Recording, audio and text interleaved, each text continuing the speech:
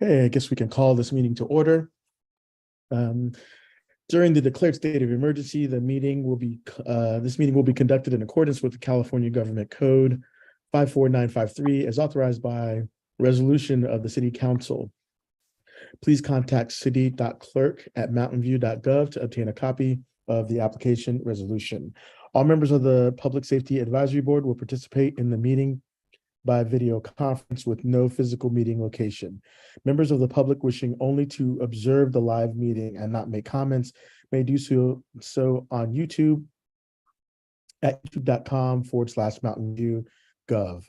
As noted on the meeting agenda, members of the public may provide oral public comments online during the public comment period for an item by joining this webinar using the link https://mountainview.gov/meeting and entering the webinar number 818-8324-0262 or by phone by dialing 669-900-9128 and entering the webinar ID 818-8324-0262. Any emails received by 4:30 p.m. today were forwarded to the PSAB. Emails received after 4:30 p.m. will not be read during the meeting, but will be entered into the record for the meeting. Ms. Ramberg, would you please take the roll call? Yes, Chair Frank, Present. Vice Chair Wang, Present. Member Ayar. Muted. I see you present. Present. I realize just physically, not mentally, clearly. Member Brodowski, Present. Member Langton, Here, present. Member Sandhu, Present. and Member Tang. Present. All members are present. Thank you very much. Item number 3 is oral communications. Item 3 is oral communications from the public. This portion of the meeting is reserved for persons wishing to address the advisory board on any matter not on the agenda. Speakers are allowed to speak on any topic for a period of time, depending on how many are here. During this section, state law prohibits the PSAB from acting on non-agendized items. Would any member of the public like to provide comment on an item that is not on the agenda? If so, please click the raised hand button in Zoom or press *9 on your phone, and I will check to see who would like to chat.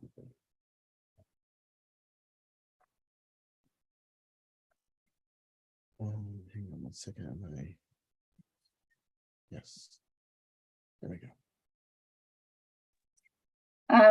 I'm seeing Dana Petey with her hand up. Do you want me to allow her Yeah, to? I just haven't gotten to it yet. I'm sorry. Okay, yes, Dana Petey, 2 minutes.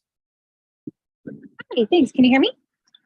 Yes. Awesome. Thank you so much. Sorry, I'm doing different technology tonight. Thank you so much for publishing the packet so early. There's tons of really useful information there, and we really appreciated having plenty of time to go through it. 2 quick questions or requests rather on behalf of MVCFRA. The first of which is we're really excited to learn more about the RIPA data subcommittee report out. And we're still curious if there'd be a way to have a standing agenda item for each of the subcommittees to report out. Just even brief updates on whatever they've been working on since the previous meeting, especially with fewer meetings on the calendar this upcoming year. It seems like a good way to stay abreast of everything going on with the various subcommittees. The second thing we wanted to ask about is, given that this is likely to be the last meeting that is in a purely virtual capacity with no physical meeting location at City Hall, we would love to hear that you're going to continue to meet with hybrid capacity beginning in February. We've heard the atrium room is where many other groups are going to be meeting because it's already set up with AV technology to allow for this to happen. We've also heard that, they're trying to equip a number of other rooms with AV capacity. And so that'd be great. The more the merrier. It'd be great to have lots of options. But we hope at least the February meeting will start somewhere that is AV ready to go so that we can keep this open line of communication and transparency that has been so usefully built over the last couple of months. And then at that point, if there's, more options for more rooms, once others are online, then obviously the more options, the better. Those are our requests. Thank you so much, and look forward to hearing from you all.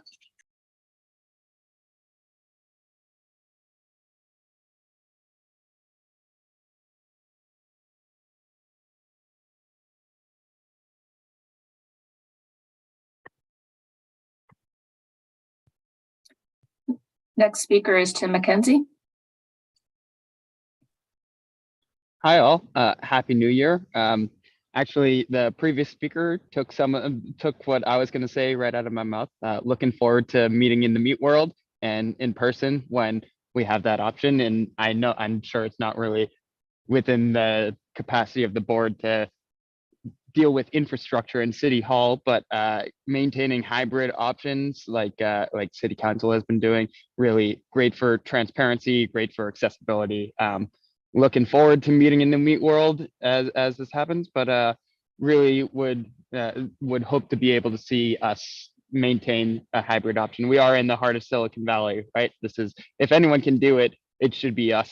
So why not provide a model for others to follow? So I hope that will be taken into consideration.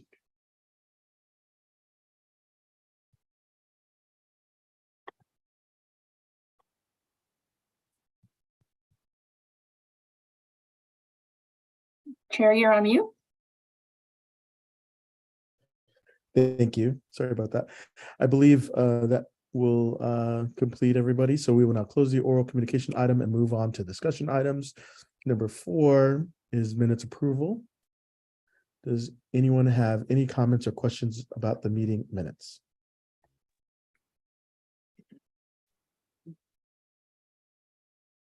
Okay, does that look like? Yes, Kavita? I just had a point of clarification. If I wasn't at the last meeting, do I abstain from voting on the meeting minutes? Voting to approve the meeting minutes? I wasn't quite sure how that works. You can, but I it's not consistently that's what people have to do. So we have enough people here to have a majority vote without your vote if you feel most comfortable abstaining. Okay, thanks. Okay, so no one else. May I have a motion? I move to approve. And second? Mr. Langton? And Ms. Randall, Second. would you like to take the roll? Yes, Chair Frank, Yes. Vice Chair Wang, Yes. Member Ayer, I'll abstain. Member Brodowski, Yes. Member Langton, Yes. Member Sandhu, Aye. and Member Tang. Yes. Motion carries. Thank you. Moving on to item number 5, an update for services for residents living in vehicles and enforcement of parking regulations. Recommendations. This item will be presented by Assistant to the City Manager, Kimberly Thomas, Human Services Manager, Parneet Shinda, Dehinsta, Police Captain Scott Nelson, Lieutenant Matt Atkins, and Community Outreach Officer Jen Leif McPherson, who I am dying to ride with. I want to ride along. I'll start us out and I'll ask Jennifer to bring up our PowerPoint. And thank you. Good evening. Thank you, board members, for inviting us here tonight. You'll see we've got a team of folks from the City Manager's Office, Human Services Division, as well as the Police Department here to speak with you tonight about this important issue associated with our residents that are living in vehicles. Tonight, we'll cover in our presentation a very brief introduction, an overview of human services, living in vehicles, background information, our overarching services and programs, a bit of background about the management of the public right-of-way, as well as police outreach and enforcement data, and time for questions and response. And I'll ask Jennifer to advance the slide. There we go. That is our agenda shown on the screen there for tonight. And we will have ample time at the end, as I just noted, for questions. We'll go to the next slide. Offering a bit of introduction to human services and what we do here amongst the team, including our police department. Really, homelessness is a significant regional, statewide, national concern. And locally, it does require a team approach internally here at City Hall and in partnership with external agencies. The city balances the unhoused homeless needs with neighborhood needs through collaboration and coordination It includes a team of the police department, fire department, public works, community services, community development, which is planning and housing, and the city attorney's office. In addition, we work very closely with the city manager's office multilingual engagement program for translation of our collateral and communications to reach our lived-in vehicle residents.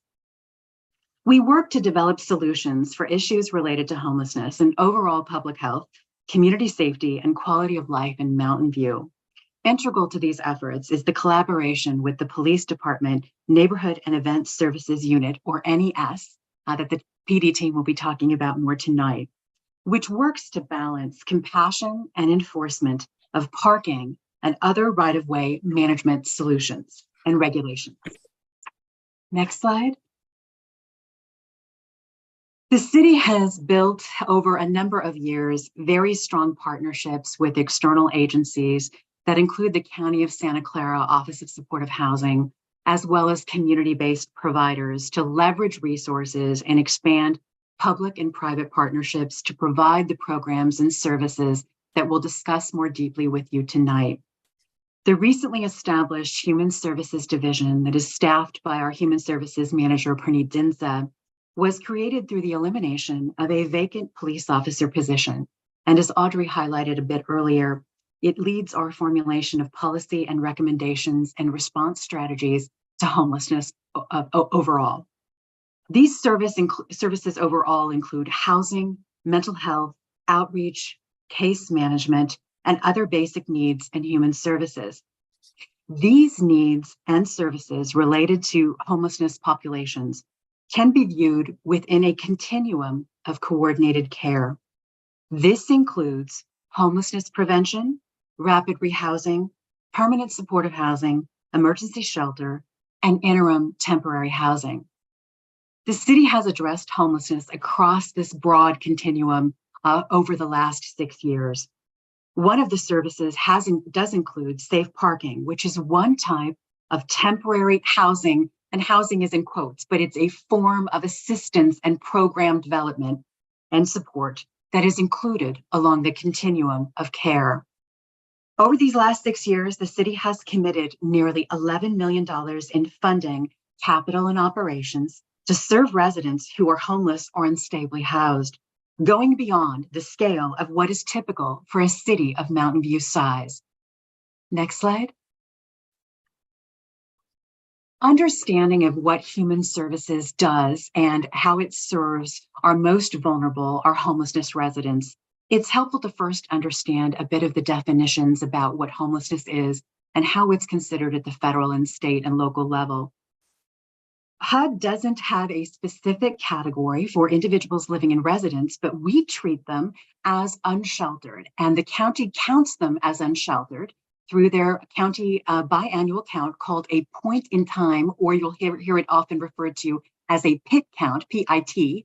That count counts by sheltered and unsheltered. And so our living in vehicle residents are included in that unsheltered number. And that's really the lens that Parneet and our team and all of us look at, is sheltered and unsheltered, when we're trying to strategize and come up with solutions and ways to assist these residents. The city has worked to establish these services and programs really broadly, but also specifically targeted at our living in vehicle residents. In particular, the city has facilitated outreach to encourage engagement with case management to get residents on the pathway to more stability and ideally longer term stable housing. To share more about the city's vehicle count trends and other details, as well as living in vehicle programs and services, I'm going to hand it to Parneet Dinsa to continue. Thank you, Kimberly. The County of Santa Clara's most recent point in time count was in 2022. The count indicated there were 346 homeless individuals in Mountain View. This is a decrease of 43% from the prior count in 2019, which was 606 homeless individuals in Mountain View. To augment the information from the county point in time count, the city also conducts a street-by-street count of vehicles that appear to be in use for living purposes. This count has been conducted at least once per year since 2017, with the count of vehicles in the public right-of-way used for living ranging from 200 to 300 vehicles. And recent counts are trending downward. Since the December 2018 count, more than half of the counted vehicles have been recreational vehicles. Between the count in February 2020, which was before the opening of the safe parking lots, and the most recent count in August 2022, there was a decrease in vehicles used for living purposes in the public right-of-way. Although this decrease was not by the same amount as the number of vehicles that joined the safe parking program. Next slide. The city has continuously collaborated with the local emergency assistance network of community-based organizations and providers to combine and leverage resources to help as many people in need as possible through a range of programs and services. The needs and services related to homelessness can be viewed within a continuum of coordinated care, as Kimberly mentioned earlier. This includes homelessness prevention, rapid rehousing, permanent supportive housing, emergency shelter, and interim/temporary housing. Across this continuum, services also include programs to meet basic health and safety needs that are important in their own right, and also support the ability of residents in need to sustain stable housing. In addition, services and programs for the living and vehicle population have been a council priority since 2016. And finally, the effectiveness of the continuum of coordinated care relies on extensive communication and coordination across providers, as well as ongoing outreach to residents in need of assistance. Next slide. As Kimberly had also mentioned, homelessness is a significant and growing issue, driven by many factors, notably a shortfall in housing supply and affordable housing throughout the region and the state. The city of Mountain View has focused on a variety of strategies to address homelessness, including congregate shelter, outreach services, safe parking, community resources access and case management, interim housing, basic services, core housing programs, and sanitation and hygiene. The overarching goal is to support residents to access services and get them on the pathway to housing. Some examples of this include partnering with the Valley Homeless Healthcare Program to conduct site visits and provide backpack medical care, funding of portable restrooms and mobile showers and washers and dryers to help address basic hygiene needs, expanding the city's support of portable restrooms and hand wash stations throughout the community, and providing funding to Community Services Agency, commonly referred to as CSA, to expand mobile shower services. Next slide. As mentioned earlier, services and programs for the living and vehicle population have been a council priority since 2016. City of Mountain View actions specific to the needs of residents living in vehicles include funding for basic services programming for the cold weather shelter programs, funding basic health and safety services such as biohazard waste cleanup services, funding various hygiene services over the years, including significant expansion during the COVID-19 pandemic, and conducting pilots to test solutions, such as a recreational vehicle sanitary waste disposal voucher pilot program. Next slide. Additional actions specific to the needs of those living in vehicles include the city providing joint city and county funding for CSA outreach to individuals living in vehicles for 3 years and conducting ongoing multilingual outreach strategies using multi-channel communication to meet the homeless where they are. Furthermore, the city has convened the faith community and neighboring city agencies to discuss solutions to address the growing need for assistance in serving the unhoused in Mountain View. The city has also developed a safe parking ordinance and permit program for private lots, funded the startup of a nonprofit Move Mountain View to provide safe parking services, created the largest safe parking program in the county in conjunction with the County of Santa Clara that operates 24 hours, 7 days a week, provided all necessary safe parking site setup and lot preparation, supported the Human Relations Commission Subcommittee for Safe Parking Outreach on its efforts to secure additional safe parking lots, continued to lead efforts to identify new lot opportunities, and contributed to the development of longer-term state legislative solutions to promote safe parking for all cities. And now I will hand it over to Lieutenant Atkins to discuss the management of the public right-of-way. Thank you, Brittany. The next 2 slides will consist of necessary information to know and understanding the management of the public right-of-way. For instance, there are different laws that govern and functions that must be provided for the public right-of-way. And public right-of-way refers to an area of real property in which the city has a dedicated or acquired right-of-way interest in the real property. This area is not intended for exclusive use. The city owns its right-of-way both in fee and in street easements over private property.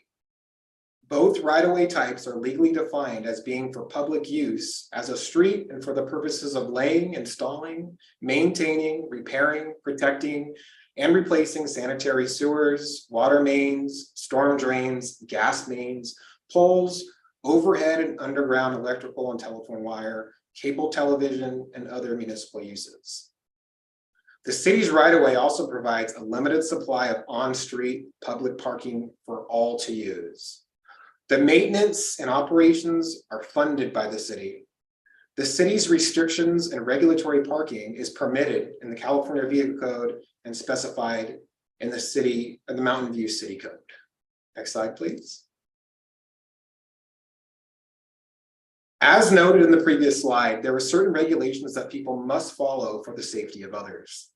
Specifically, the management of public right-of-way is regulated and maintained for parking access and safety for bicycles, pedestrians, and car mobility. For example, this allows for a vehicle line of sight and turning clearance, bicycle and or pedestrian access, adequate width for parking, and fire hydrant access, to name a few. There are also a variety of parking restrictions, including time limitations. The purpose is to promote parking turnover in order to keep the parking available for general public use. An example of this is time limits for areas with high parking demand. We also regulate for environmental protections with state and regional standards. The purpose is to clear the parking lane for maintenance, repairs, and constructions in the right-of-way. Examples include temporary no parking for pavement, sidewalk, curb, tree, storm drain, or utility. Lastly, we manage underground and above ground utilities. This is conducted to meet federal and state regulatory requirements. And examples include street sweeping to keep debris and pollutants out of the storm drain systems and outfalls to the creek and the bay. To note, advance notice of temporary no parking restrictions is usually provided. Then I'll hand it off to Captain Nelson. All right, thank you, Lieutenant Atkins. I'm going to cover the structure of the police outreach and enforcement team in the next few slides.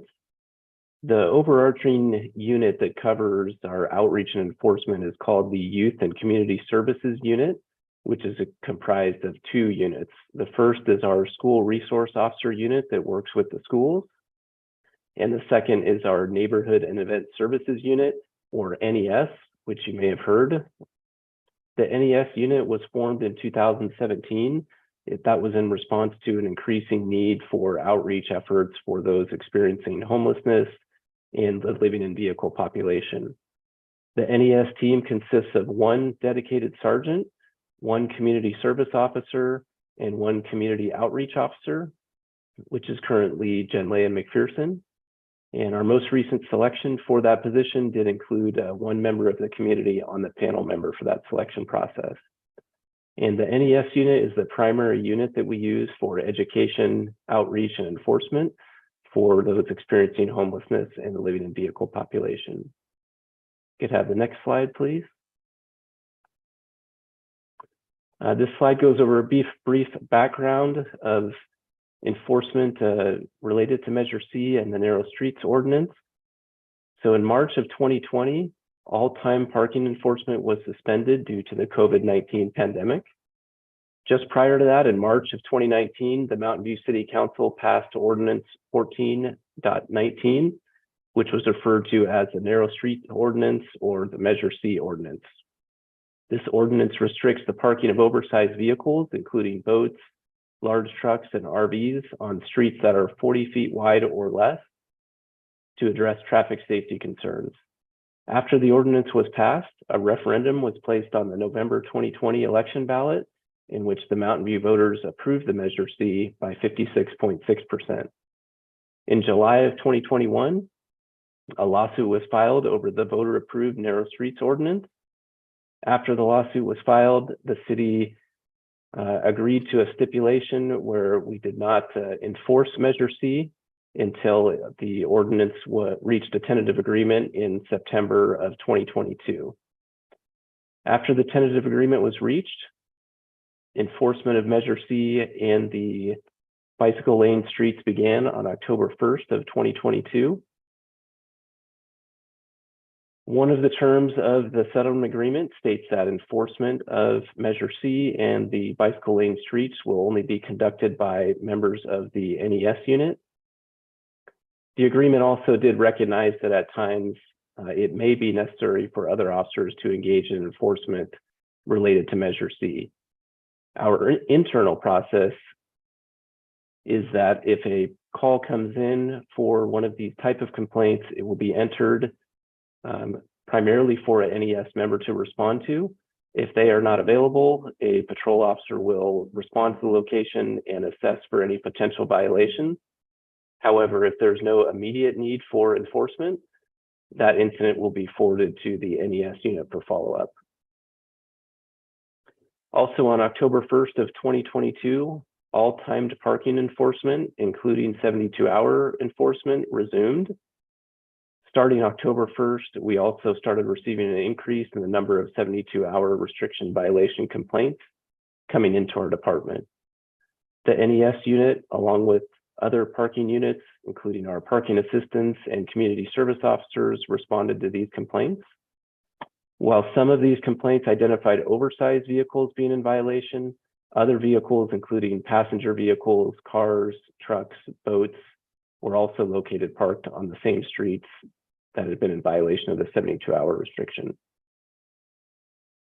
Also in October of 2022, we did several education and outreach efforts. We continue to monitor all streets, not just for oversized vehicles, but also for 72-hour violations and using an educational and enforcement approach. This approach began with identifying vehicles in violation of 72-hour restrictions and placing yellow warning cards on them. We also met with community groups, advocates for those experiencing homelessness and the unhoused, oversized vehicle residents, and concerned residents as well. We could go to the next slide, please. This slide covers the settlement agreement related to how citations or tows may be made related to Measure C or bicycle lane streets. I'm just going to walk through steps 1 through 5. So the first one is to provide warnings and distribute parking maps to vehicles parked on narrow streets and streets with bicycle lanes. So this was completed prior to October 1st of 2022. Our NES team went out to all of the locations where we could find oversized vehicles and gave them maps and notice of the tentative agreement. Number 2 was to post no parking signs on narrow streets and streets with bicycle lanes. All streets on the parking restricted map have been posted with either the narrow street sign or the bicycle lane streets. Just to note, steps 1 and 2 were all completed prior to October 1st, before any enforcement began. After October 1st, if an oversized vehicle is parked on a narrow roadway or a bicycle lane roadway, a parking citation can be issued for either violation. If somebody from the NES team does issue a citation, the following must also be provided: a notice of parking violation, which is a form that provides explanations about the violation, and also a parking restriction map will be provided to them along with the citation. If at least one citation has been issued and the vehicle remains at the location, the vehicle can be towed within 72 hours after the citation has been issued. We could go to the next slide, please. I'm sorry, back one slide. There we go. This slide discusses the circumstances when an immediate tow could occur. The first one is not related to Measure C or narrow streets or bicycle lane streets. If a vehicle is obstructing traffic or blocking a driveway, that vehicle may be towed under the California Vehicle Code. The second one is for a repeat offender. So an RV that has 3 parking citations for violation of narrow streets and a bike lane ordinance issued at least 72 hours apart at any time during the effective period. This exception cannot be used until the settlement agreement is fully executed, which will be announced at a later date. The effective period begins the date of the settlement and goes for a period of 4 years. And next, I will turn it back to Lieutenant Atkins. Thank you, Captain Nelson. Follow up with a previous slide that mentioned the 72-hour enforcement. This slide explains the 3-phase enforcement approach that we developed. The first phase will consist of chalking around or on the vehicle tires.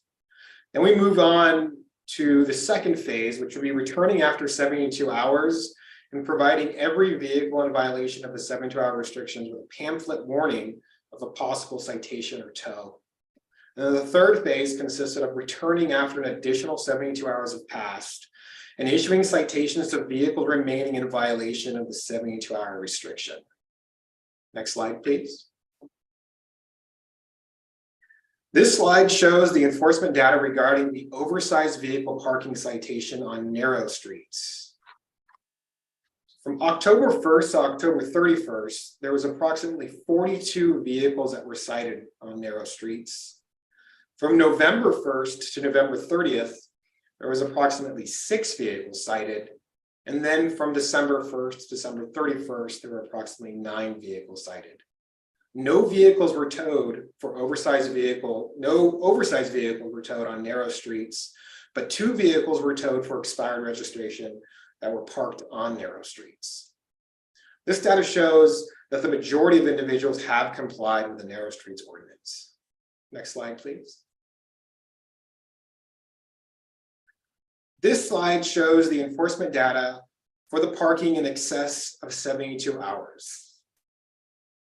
We started collecting this data on October 13th, and for the month of October, from October 13th to October 31st, there was approximately 211 passenger vehicles that were provided with pamphlets. Of those 211 vehicles, approximately 8 passenger vehicles were issued citations. There were approximately 127 oversized vehicles provided with pamphlets, and of those 127 vehicles, there are approximately 23 oversized vehicles that were cited. 1 vehicle was towed for parking in excess of 72 hours in that October timeframe. For November 1st through November 30th, there were approximately 116 passenger vehicles provided with pamphlets, and 0 passenger vehicles were cited. There are approximately 89 oversized vehicles provided with pamphlets, and of those 89 oversized vehicles, 14 were cited. No vehicles were towed for parking in excess of 72 hours in November. For December 1st through December 31st, there are approximately 12 vehicles, passenger vehicles, provided with pamphlets, and 2 of those vehicles were cited. There are approximately 115 oversized vehicles provided with pamphlets, and 34 oversized vehicles were cited. 3 vehicles were towed for parking in excess of 72 hours. It should be noted that an additional 17 vehicles were cited for parking in excess of 72 hours through our VASA, or Abandoned Vehicle Abatement Service Authority program. So those would be vehicles that were not inhabited and were determined to be abandoned. It should also be noted that our community service officers and police assistants chalk for the phase 1 approximately 200 to 700 vehicles per week This combination is extremely time consuming, requiring the police department to allocate a number of resources for the enforcement of this process. And also recently, our NES unit has started to eliminate phase 2 of providing the pamphlets to some of the areas that it was determined that the majority of the individuals in those areas were well aware of the 72-hour requirement. And next slide. And this side, we're up for questions that anybody has for us.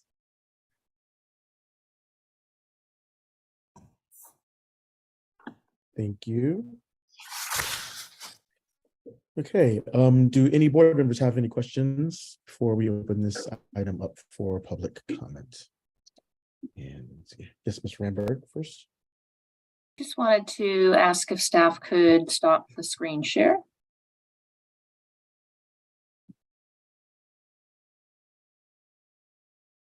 Very good. Okay, I don't have any particular order, so I'm just going off my screen, so please don't be mad at me. I'll start with member IR. Okay. I'm not mad at you because you picked me first, which was the right thing to do. Good job.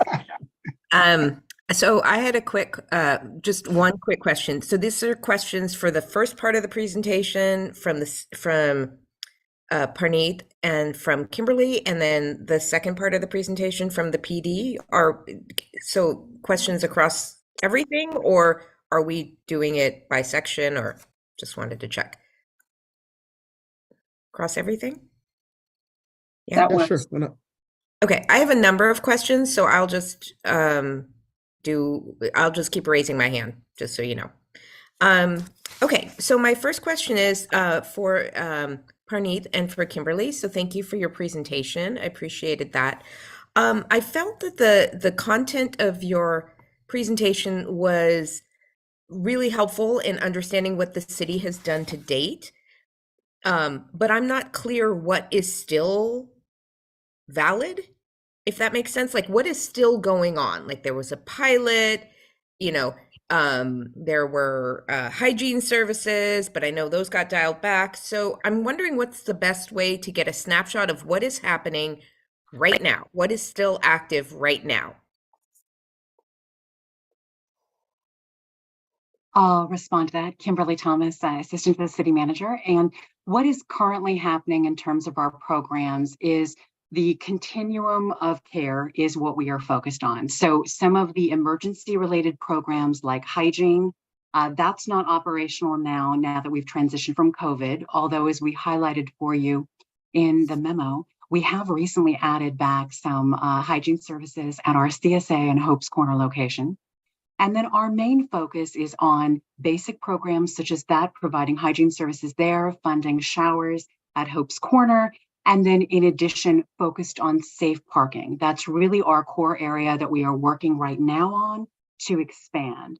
And so the only programs that are covered in our memo that was linked in as an attachment, as well as the overview that we provided you, were some of our COVID specialty programs and one of our key pilots, which was a number of years back, to check whether we would have viability for a RV waste dump location. Those are a handful of the small programs that are no longer in existence.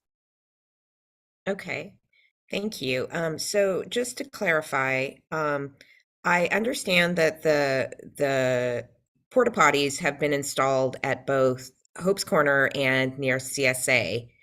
The majority of RV dwellers do not reside near those areas. So I'm wondering about the possibility of, and I've heard this from our community-based organizations that serve our vehicle resident neighbors. I'm wondering about the possibility of actually putting porta potties where people need them more, and if that would be feasible. That is something that the city did look at. Obviously, for during COVID, we made some special considerations where we placed upwards of 8 to 11 different locations throughout the community.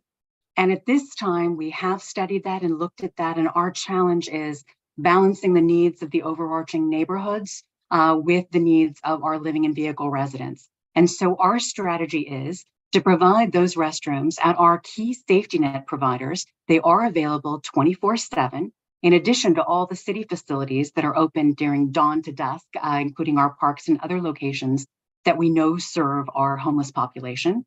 Our strategy is to focus on those sites and those sites only. The provision of restrooms at locations is something that is relatively limited outside of the city of San Jose. San Jose does provide restroom services to a number of encampment locations, but in Mountain View, thanks to the efforts of our PD team, we don't have large levels of encampments. We have more of our focal locations with our lived in vehicle residents. Okay. All right. So I guess I'll just agree to disagree that people within RVs can't always get to those safety net locations. And especially in the middle of the night, if I live over on Independence, how the heck am I supposed to get over to Hope and Mercy to use the restroom, right? So what I'm concerned about is what I'm seeing a degradation in our treatment of our resident vehicle neighbors, and hoping that like not treating them in a dignified way. And this is an example of that. I mean, I see during the day, but in the middle of the night, where are you going to go to the bathroom, right? And I think this is the type of thinking that gets people to say, God, I got to go on the sidewalk. Then the business complains, and then we have warfare on our streets, which is what I've been made aware of, both in my role as a community member and as a member or as someone who works at the local foundation. And I would really encourage us to think about, how do you treat people, our neighbors who live in vehicles, with dignity? And you're talking about meeting them where they are. Well, where they are is Independence and Pioneer, right? Among other places. So that's my first question. Thank you for your answer. I get it, but I'm going to challenge it. No, appreciate your additional feedback. And I think one of the things that drives all of our programs, from the services that we've expanded for safe parking to our Home Key project, really is that dignity of wanting to serve our homeless residents. I think one of our challenges with something like placing restrooms in the rights of way is really balancing the needs of our community within the neighborhood, with our homeless residents. And so we do our best to balance that, also balancing out what are our limited resources for the city for this type of service. I can tell you that in a larger regional way, this is something that our teams look at, including conversations with the county, looking for potential opportunities for additional funding streams, additional ways to address these concerns. But what we've done is we have done that service for nearly 3 years. And then we recently, as we've noted, have added the additional services back at the 2 prime locations that are our safety net locations in Mountain View. Okay. I need to say one more thing. With respect, the needs of the neighborhood for porta potties is probably nil. The need for those neighborhoods to not have RV neighbors is probably high. So I gotta challenge you again, Kimberly. I'm sorry, I don't buy this. And I'm a little disappointed. But let someone else go for it. But I'm gonna keep fighting for our neighbors, because not all of them have a voice here. And keep going. But porta potties in the middle of the night when you have kids and live on Independence, that's a real issue. Okay, I'll shut up. I agree. And thank you for the time and listening to my response. Appreciate that very much. And I think what I was referencing regarding the neighborhoods is, if we place a unit in a neighborhood, we can also take feedback associated with that we are trying to encourage it for that particular location. So that's something that we're also balancing, but appreciate your comments. Thank you. Member Sandhu. Member Sandhu. All right, now I've got to follow Kavita. Good. It's good. It's good. It's getting everyone warmed up. And hello, Kimberly. Long time no see. Congratulations on your promotion to assistant manager. I've got a couple of questions. Is that program for the folks who live in the vehicles, right? This PD might be, anyone from the PD can help. If the vehicle is not in proper working order, obviously it cannot be operational and used, and they can't move it. Is there a plan to help them move it without charging them? That's number one. Number two, are there any procedures and plans to say, check on the safety, any fire hazards they might have, because some of them cook in their vehicles, right? So that's very important. We need this, all our residents of any kind, whether they're in the vehicles or homes or anywhere, to be safe. So is there a program to help make sure that that doesn't happen, no disaster happens, there are no fires? I mean, that's safety. That's the first part. The second thing is, now, if you say you're 72 hours to move a vehicle, and I move around the block and park it in the same place, that's the second thing, right? And finally, following on Kavita's thing about toilets facilities, is there a long-term plan how to provide safe, proper sanitation toilets with dignity to all these folks? Thank you. I can speak to the fire and safety related information, and then Scott, if you want to jump in on that. I think we've spoken to the sanitation piece, and I think briefly I would just note that, again, it's an ongoing dialogue looking for potential funding streams and opportunities. It's something that the county, as well as our local supervisor, are trying to look at solutions for. So that's the status that we have for that. I can share regarding outreach for providing communications, education associated with how to live safely within your vehicle. We have for a number of years provided educational materials in English and Spanish that highlight ways that individuals can be safe within their units. In addition, we had a recent fire at a safe parking, one of our safe parking lots, as well as a couple that occurred in our public right-of-way. And so our fire department did do a couple of rounds going directly to our residents where they are at to share that brochure, talk with them about safety, any questions that they might have about how to live more safely within their units. And then on an ongoing basis, Jan Leah does distribute this information associated with how to be safe living in your vehicle. I'll hand it to Scott if he wants to speak more about the additional question for the police department. Yeah, thank you, Kimberly. I can just talk about the 72-hour ordinance and how that's been applied. So the ordinance does require the vehicle to be moved 0.2 of a mile or 1,000 feet. And the interpretation of that ordinance and the legal opinion that we've been given is that that vehicle has to move the 1,000 feet and not return to the same location. And I understand that there may be some disagreement on that. I recognize that. We've discussed that with some community groups and folks. We understand that that is not specified in the code. However, that's the interpretation that we've been given from council, from our legal counsel. That's a common interpretation with other cities and how they enforce it. And I imagine at some time in the future, there may be an update to the ordinance to specify that, but that's how we've been enforcing it. And one last thing, talking about funding, Kimberly, I didn't mention that there's funding which is needed for the toilets and so forth. I'm not trying to be a smart ass here, but I buy my toiletries from a company, great company called Who Gives a Crap.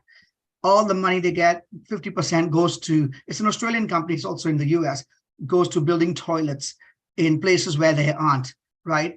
It's obviously the third world. I think maybe we should, I should reach out and say, can we have some toilets built here in Mount View for those who need them? Thank you.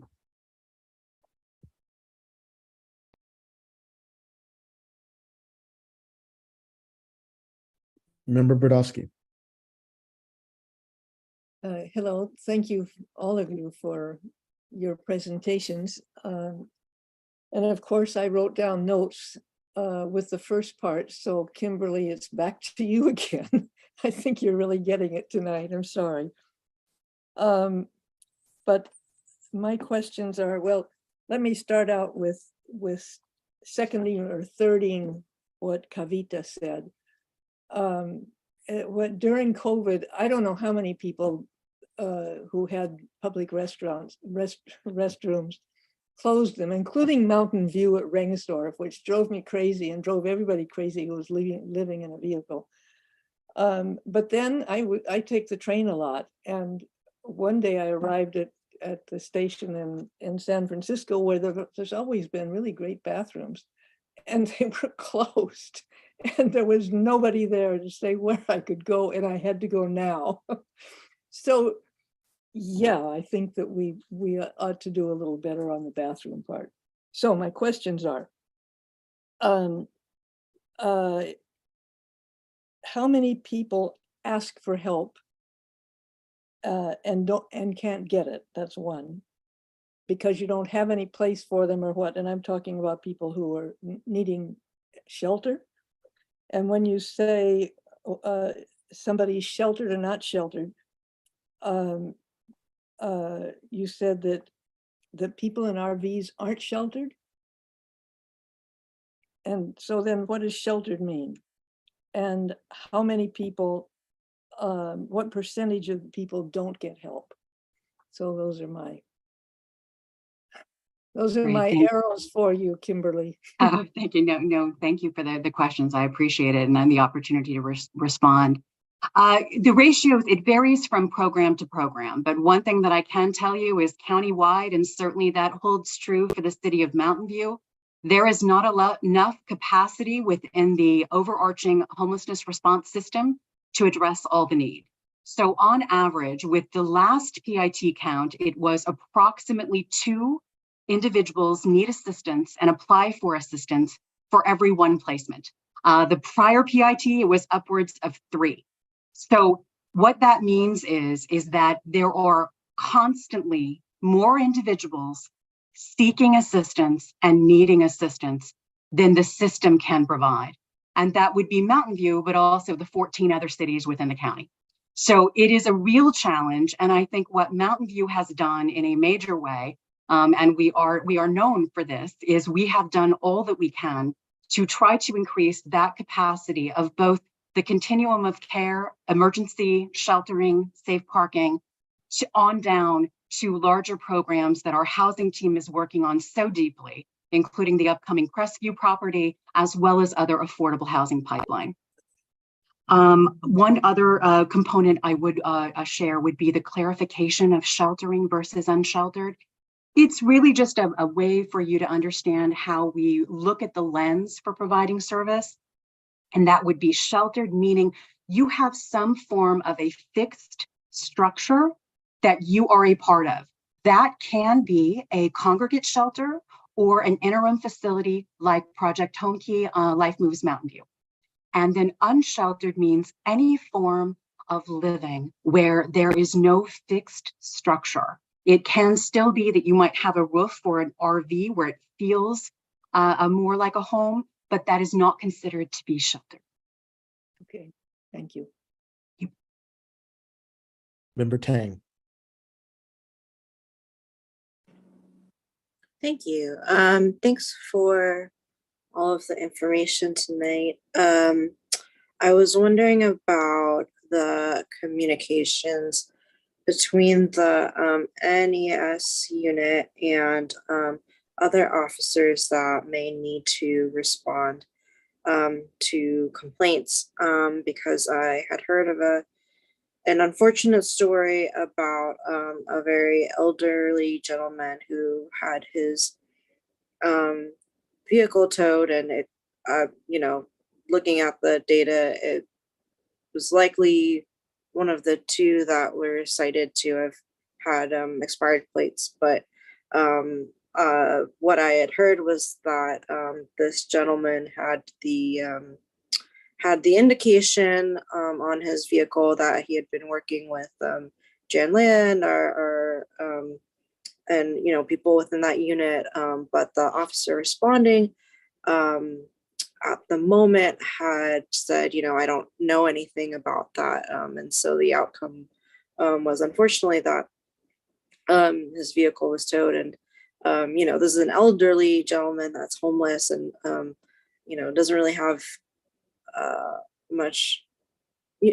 Already living in a vehicle, you don't have much resources, but even more tragic that his home was towed. So I'm wondering about the communication between departments.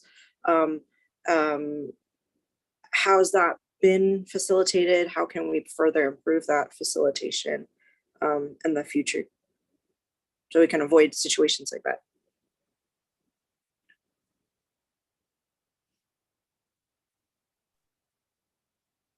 I can take that one to start off with. Communication with one mine unit of overseeing our field operation division, as well as some of our NES units will be until we meet with the team, NES, and our community service officers who are really out there, who are seeing what the violations are and the enforcement. And then what we try to do is then meet with other units to include our traffic unit and our field operation division to really have that line of communication if there is an individual that is working with our NES unit to provide that information. If there is some one-offs where the information is not technically received, or there's something about tow, maybe for this instance, and Officer McPherson can maybe talk a little bit more about her process after the fact. But then we will then try to reach out to them and see what services we can provide. And on those instances where the information maybe didn't go from one unit to another, we then continue to meet on a more regular basis of just updating of not just the process, but also individual cases and talk about those individual cases. So it's really improving our communication. And then also Officer McPherson, maybe he'll talk a little bit about the communication that she had or has along this line. Yes, and to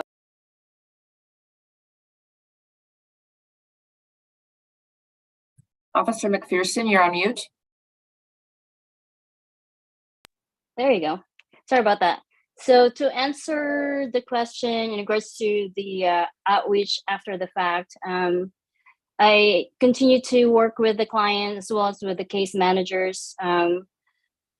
Since I do more of the outreach portion of my job, I reach out to the interim housing here in Mountain View that's run by Life Moves to see if they have any room available temporarily to house the gentleman. So again, the outreach was done after the fact, and I continue to work with the community-based organizations that's also working with the client.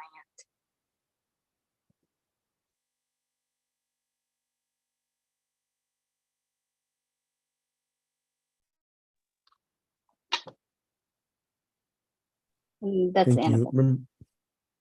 Vice Chair Wang. Thank you. Thank you all for your presentation. I just have a question for Scott, I believe, regarding, I know you mentioned that sometimes the officers are now moving away from phase 2 and the pamphlets because people generally know the information.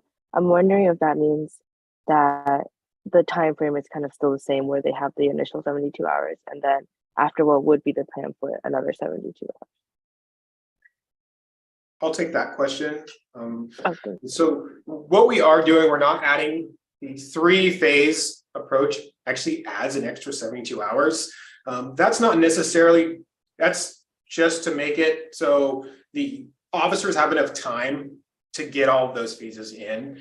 So that would be eliminating some of the time, but typically officers aren't making it right out for enforcement within the 72 hours. So it's very rare that it would be a 72-hour enforcement right after. Typically there still is a decent amount of time between the chalking and then the citations. Thank you. Member Brodowski. Thank you. The story about the old guy in an RV whose RV got towed made me ask some questions, because a whole lot of what we've been saying today is all in the abstract. It's all in the passive voice. We aren't talking about people, we're talking about situations. So I want to know if anybody knows this. Did the old guy who was towed get left in the street, or did he get left in his vehicle? And did he get towed? And if he got towed, when did somebody get a hold of him? And I understand he's being helped in some way. Could we hear a little bit more about where he's living now and what happened to his vehicle? Did he get it out of the clink or or what? I could answer that for you. So the gentleman is currently living in a van. So after, obviously there was some sort of miscommunication After I found out that the vehicle was towed, I immediately contacted the shelter. We did offer to take him to a shelter in Sunnyvale, but he refused. The night when his vehicle was towed, a friend of his offered his vehicle for him to stay in, which was parked on Escuela. So the shelter was available for him. However, he declined to go to a shelter. And so in the process, working with with his case managers, he actually worked with Maria at the Day Worker Center, also at the Hope's Corner. He has a case manager there. Her name is Claire, who provided him with the new vehicle. So they basically gave him a new vehicle. Wow. As a donation. So he's currently living in a working vehicle. He's still living out on the street, but it's been offered that we offered him to go to the safe parking, and also to go to the shelter here in Mountain View, the transitional housing on Leghorn, but he declined the services. Okay, bravo. Member Ayar? Sorry, my dog's participating. I had two more questions. One was, I know we're pursuing Shoreline Lot B. How many spaces will that, are we expecting, if everything goes well, how many spaces will open up there? I can respond to that. We are looking at bringing an item on February 14th for that expansion. Our estimate at this time is upwards of 17 or more parking spaces that will be added to the contiguous lot that's already operated by Move Mountain View. So that item will be on the agenda the 14th.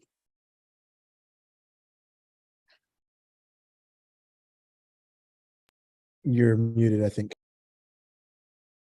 Goodness. My understanding is there's a lot more space at Shoreline Lot B than 17. Is there any reason we wouldn't want to pursue more spaces? The city right now is focused on creating a contiguous program.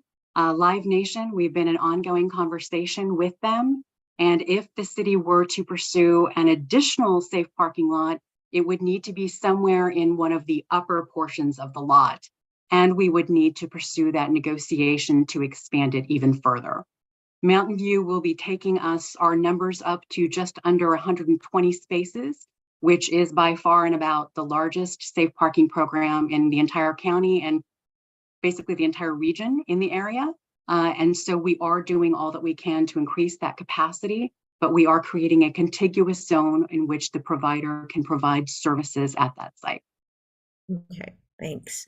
The other question I had was, I think it was Matt who may have mentioned the cost of all of this chalking and citing and just administering everything in and around the 72-hour rule, which was not part of the Measure C settlement, right? That's something else.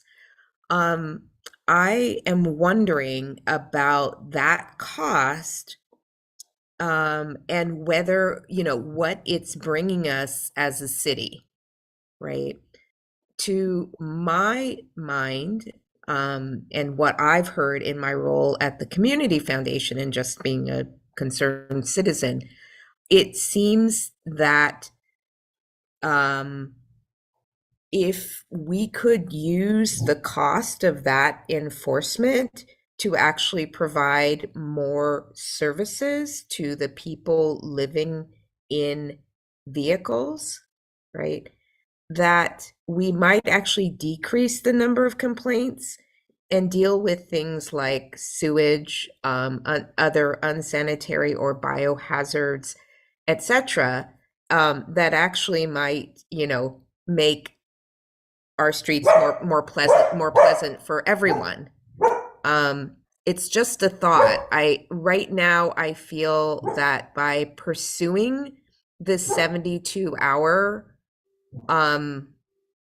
the ordinance and just responding to complaints, people are taking it upon themselves to be the police. And I don't know if that's healthy for our community. I'd rather focus our efforts and our city's efforts on helping the people that are already here, right, to live in some dignity with services in a healthy way, in a well way, in a safe way, not only for the people, our neighbors who reside in those vehicles, but for their neighbors on the street. And right now, I think pursuing this 72-hour at this cost that was mentioned by the PD directly, I have to question, do we have our priorities straight as a city? Thank you. Yeah, I can just comment a little bit on that. So the first couple months, we did receive just a real influx of complaints regarding areas of 72-hour violations. We spent a lot of time going out in October, November, and part of December, but the last probably month and a half, those complaints have really slowed down. And I think that was highlighted by some of Lieutenant Atkins' statistics about how well people were voluntarily complying with chalking. So the last month and a half, we've been spending much less time going out, responding to complaints, and doing much less proactive time going out looking for 72-hour violations, just because people have been voluntarily complying with that ordinance. Thank you. Kimberly, do you want to speak? No, I don't have anything to add. Very good. Thank you. Member Tang. Sorry, complications with unmuting. Thank you. I just had one more question. This might be for Captain Nelson. Oh, you mentioned vehicles needing to move 1,000 feet from the location after they've been chalked. And so I'm wondering what's the timeline on that? Are they not allowed to return to the same location ever after 24 hours, 72? What are the specifics on that? So let's say, I guess I could try to give you an example. Let's say we go out there and put chalk around the vehicle, and sometime before 72 hours they move and they don't return to that spot. They could even park a couple spots away, but they're not returning to that same spot. The code doesn't specify how long they have to stay there. So you're talking if they move to another location, how long till they can come back until the exact same location? Essentially, or the same area, within that 1,000 feet, right, of that area. Well, as long as they don't come back to the same spot that they were parked in. And one of the things that our parking enforcement and CSOs do is they do chalk. They also take photographs of the vehicles that they chalked, so they can go back and reference that photo. Thank you.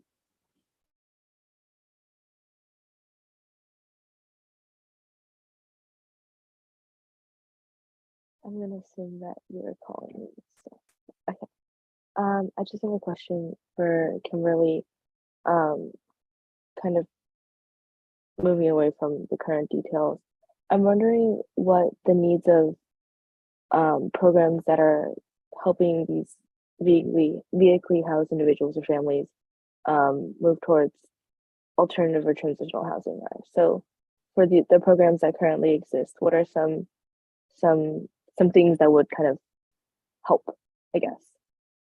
Oh, thank you for that question. I think one of the key things we highlighted in our presentation is the ability to do outreach and to reach residents and let them know that we'd ideally like them to be assessed and become a part of the county's overarching system. One of the things that allows our vehicle residents to do is to get essential basic services right away, like medical care, but also longer term to be able to be placed in permanent supportive housing and receive vouchers. So that's a really, really key piece. And that's something that we're focusing on future efforts more deeply on as we talked about, increasing that pipeline. And we want to ensure opportunities such as Crestview, our local Mountain View residents, have the ability to ensure that they're on the queue to be considered for those placements. So that's really one of the core things. And so if you're ever having conversations with individuals that you know who are in these difficult situations, is sharing that's an opportunity. They can call CSA. They can also call the county line.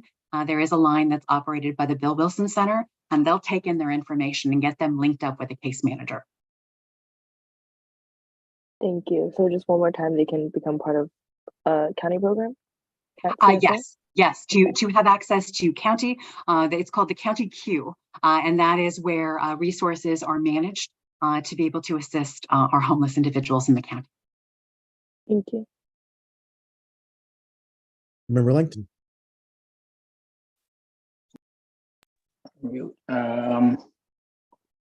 Just so as far as the safe lots thing goes, I kind of routinely drive by the one on Shoreline.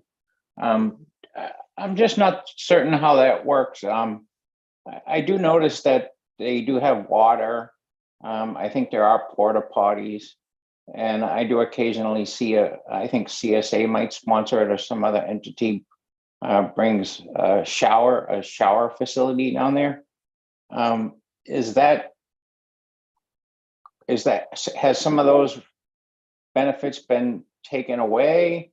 What specific benefits are provided for these safe lots versus, the benefits that you've taken away in, say, other areas of the city with regards to toilet, facilities to go to the bathroom?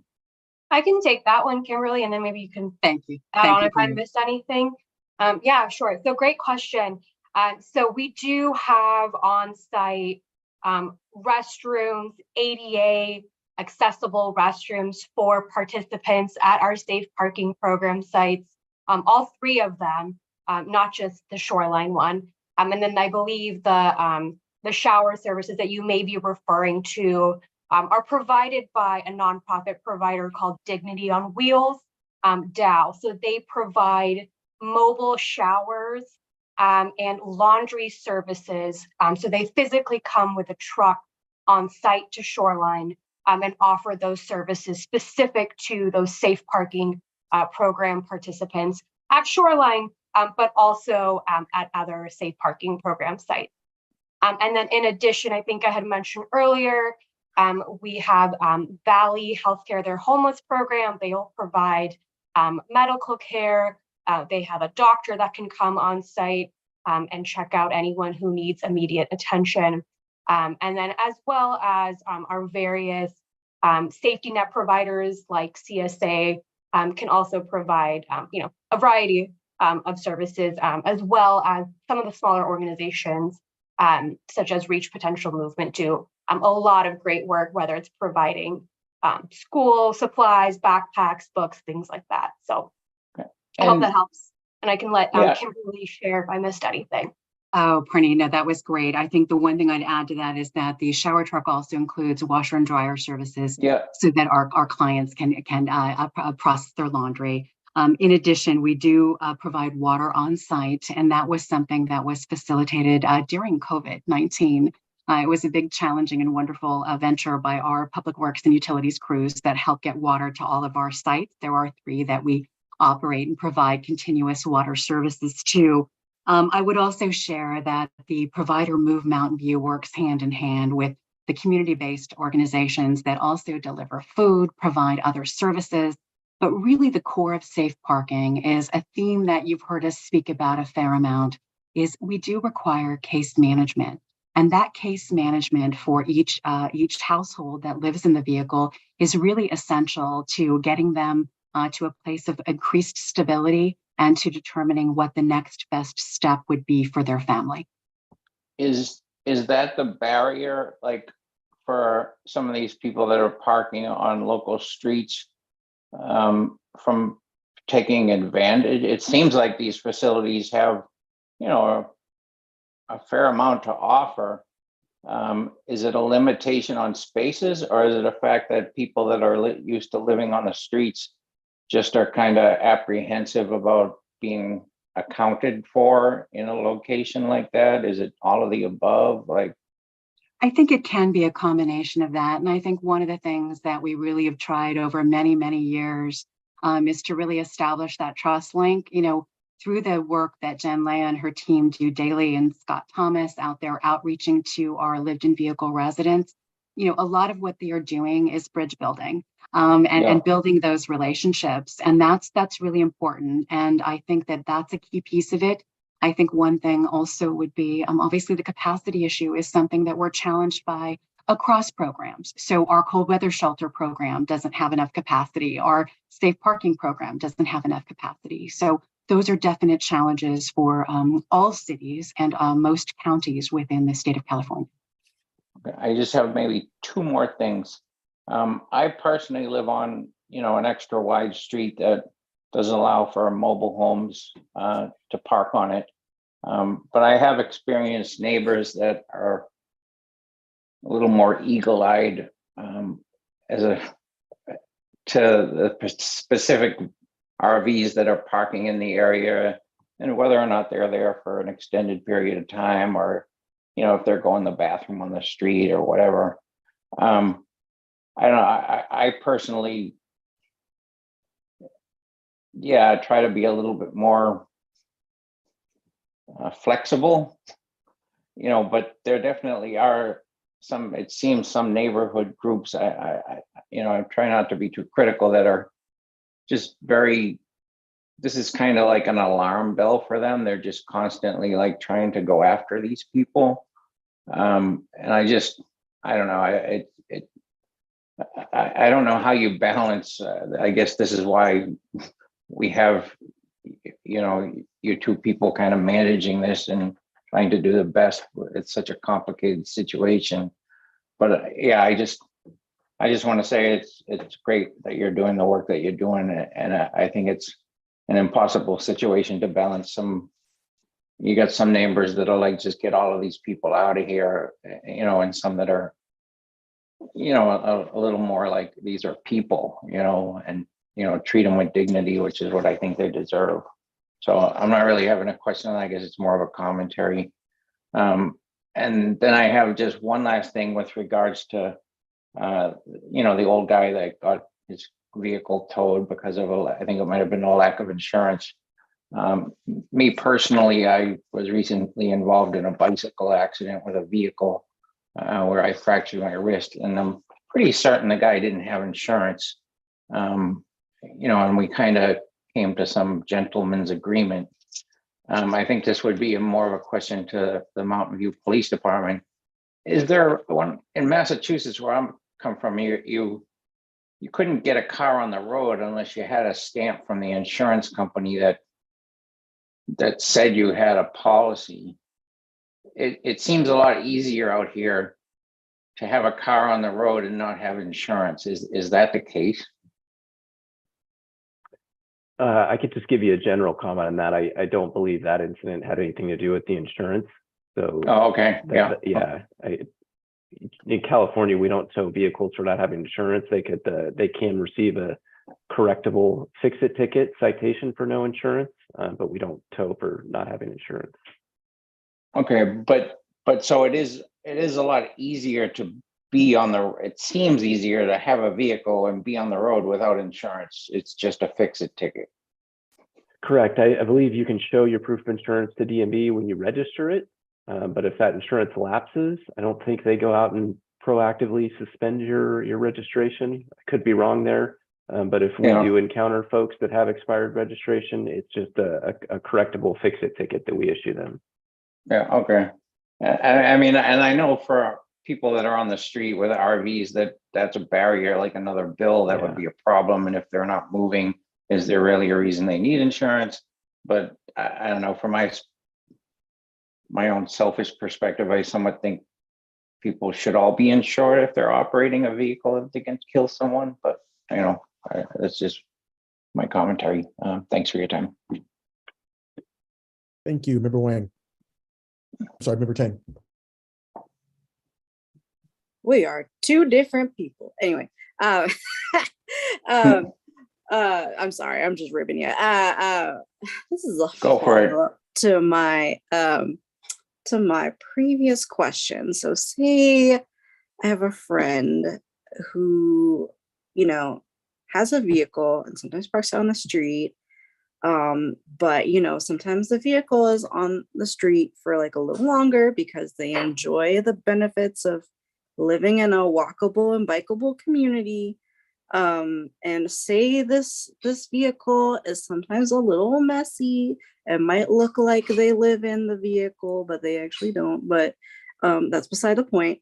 But say like a neighbor like called about the vehicle and it got chalked, and say this vehicle is usually parked in front of, you know, this friend's house. How long would it be until said friend could park in front of their house again? Question mark. For a friend.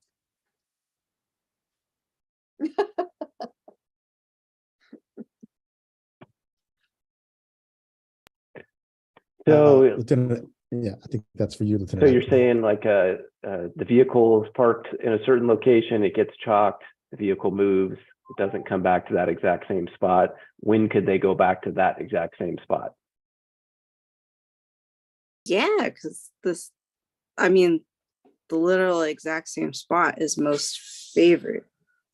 Yeah, I would say the easiest way to avoid any confusion or any issue there is the chalk's on the ground. So just don't park right there. If you can park 2 or 3 feet forward, so you're outside of those chalk lines, that would certainly make it a little bit less confusion for your friend, and would certainly help out the officers going out there.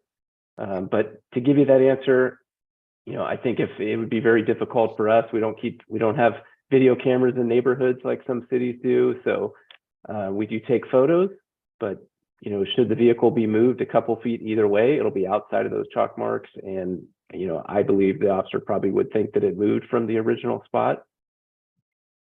So it's really tough to give you that definitive, like park in that spot. I would just suggest for everybody's easiness, you make them have that friend move a couple feet from where their original spot was. I think that'd be reasonable. And you can always, if somebody does get a citation, they can always come down to the department and there's a little form they fill out and they can contest it. If they have some, you know, if they have a photo of their own or they'd like to explain their situation, you can always come down and do that.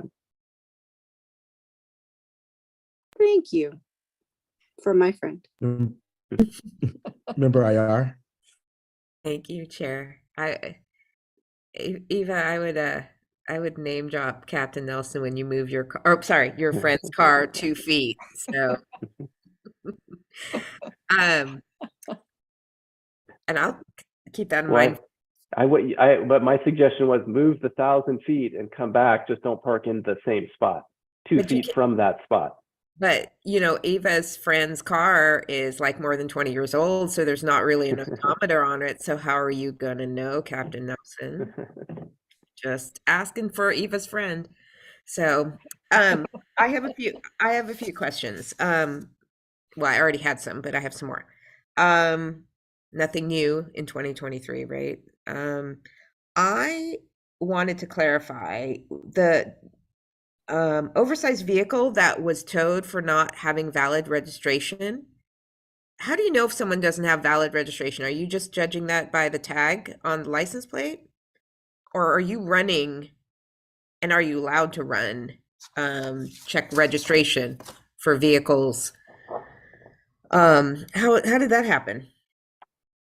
So I can answer that. I don't know the specifics for that incident, but yes, if a vehicle is on the roadway, we're allowed to run the license plate for registration.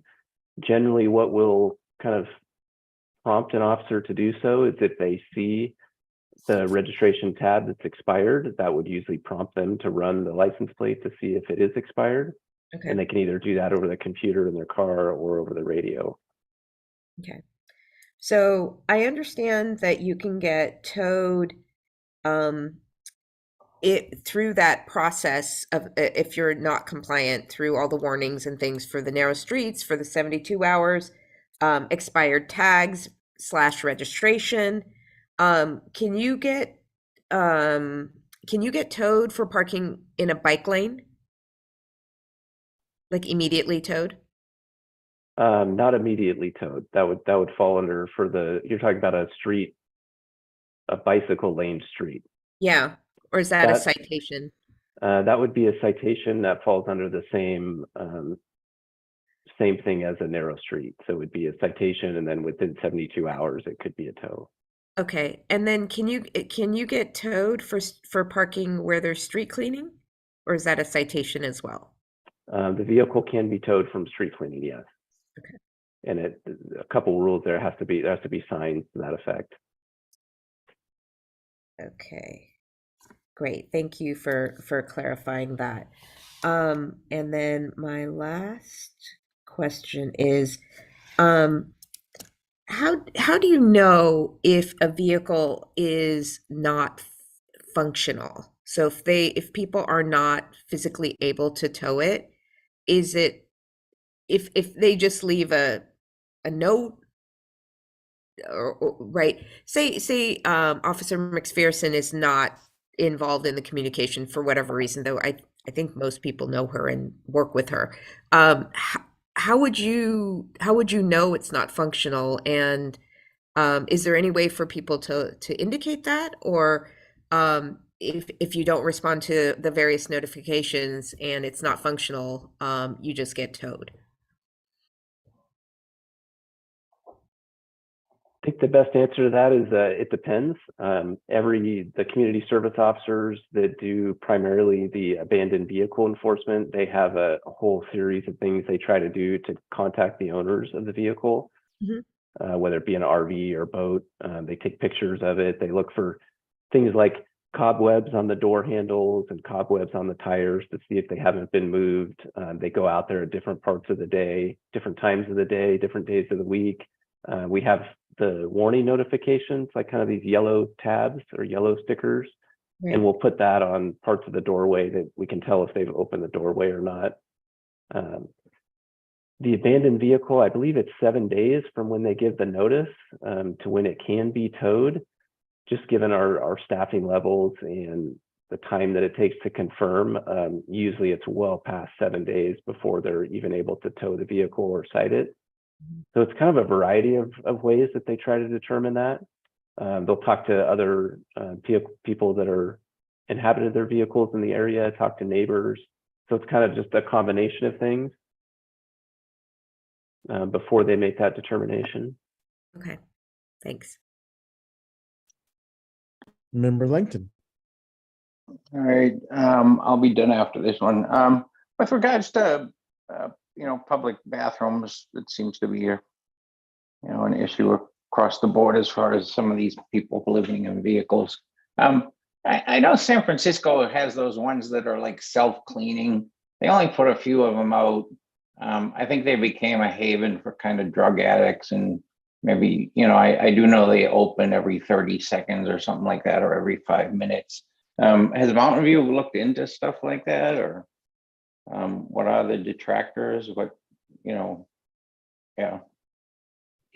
I can briefly respond to that. Back in 2017, there was a deeper review of the various hygiene needs when we had a stakeholder group looking at that on behalf of the council.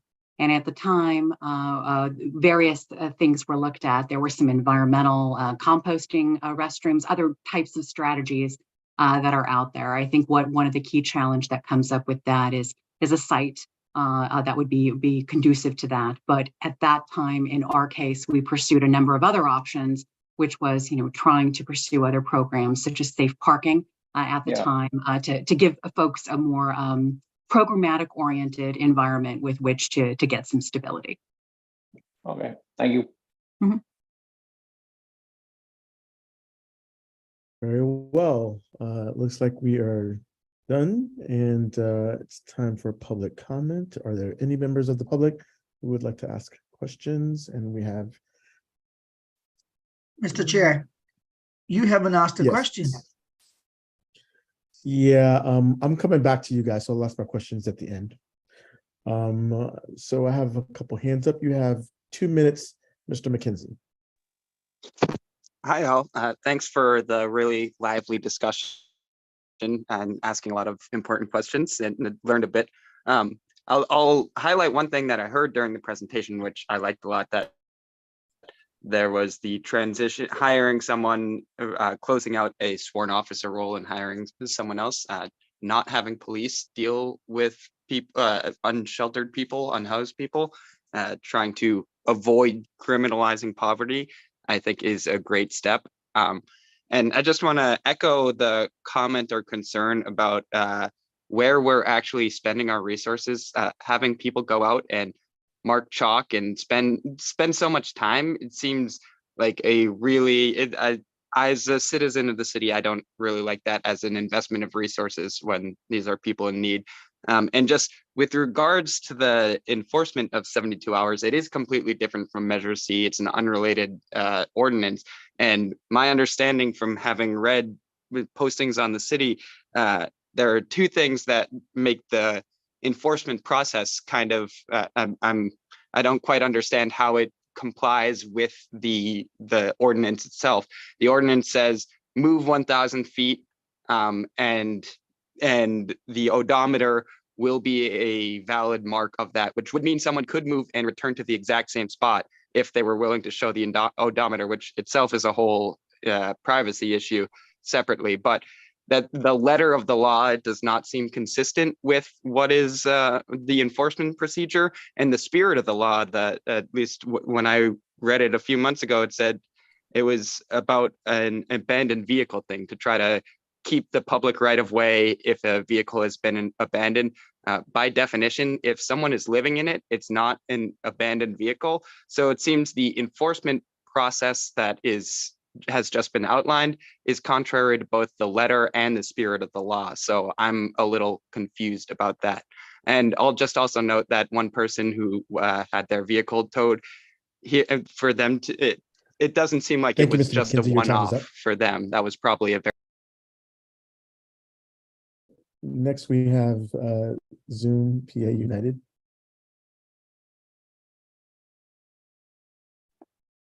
Hello, can you hear me? Okay, thank you. Yes, I can. Hi, my name is Marguerite. I live on Ortega Avenue, which after the oversized vehicle settlement is one of the longest sections of street in Mountain View where oversized vehicles can park. And I'm one of the community members whose desires Kimberly Thomas mentioned needing to be balanced with those living in their vehicles. Well, I'm here to say that my neighborhood benefits when everyone is taken care of and has the resources they need to live a dignified life. And I think the following would be good things to pursue. Number one, porta potties, or even better, a permanent restroom at Klein Park, which is on Ortega Avenue. Number two, reinterpretation of the 72-hour enforcement that ideally suspends this rule for oversized vehicles on wide streets, but at the very least allows them to return to their original parking spot. This is especially important given the scarcity of parking spots available to oversized vehicles as a result of the narrow street ordinance. The 72-hour rule is really about abandoned vehicles, as Tim McKenzie said, and people living in their vehicles are clearly not abandoning those vehicles. Number three, some people living in RVs struggle to move their vehicles because of necessary repairs, but they can't afford those repairs. So sometimes those repairs cost over $10,000, which is prohibitive, I think, probably for all of us even.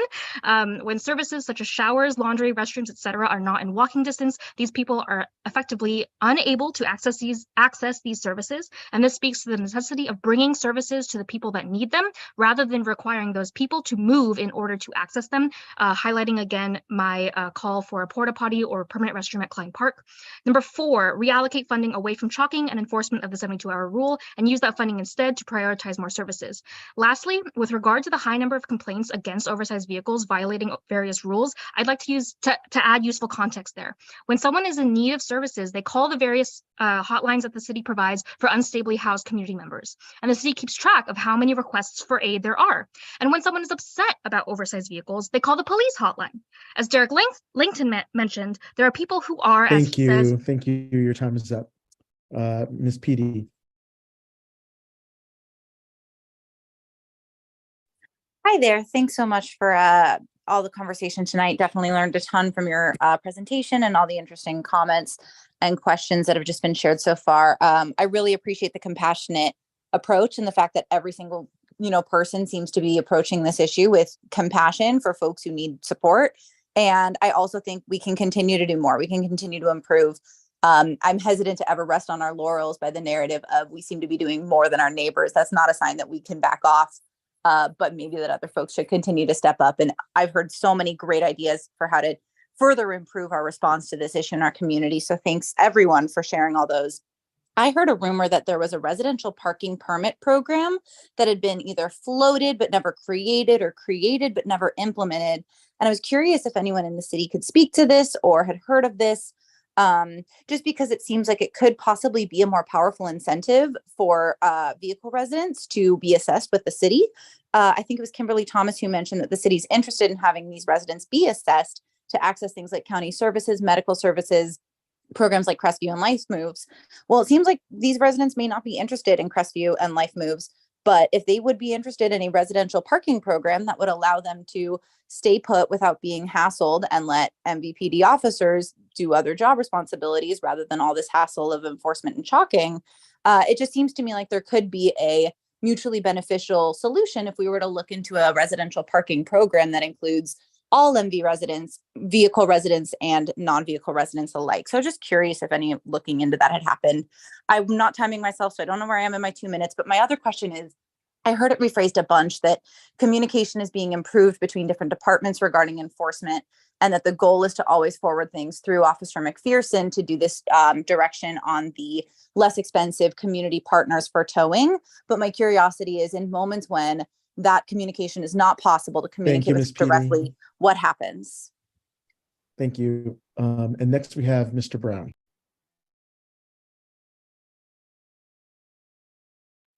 Hey friends, been a while. So I got a few issues, but not enough for public comment. So the ordinance itself talks about parking in excess of 72 consecutive hours, and it mentions consecutive also in the text of section 19.72.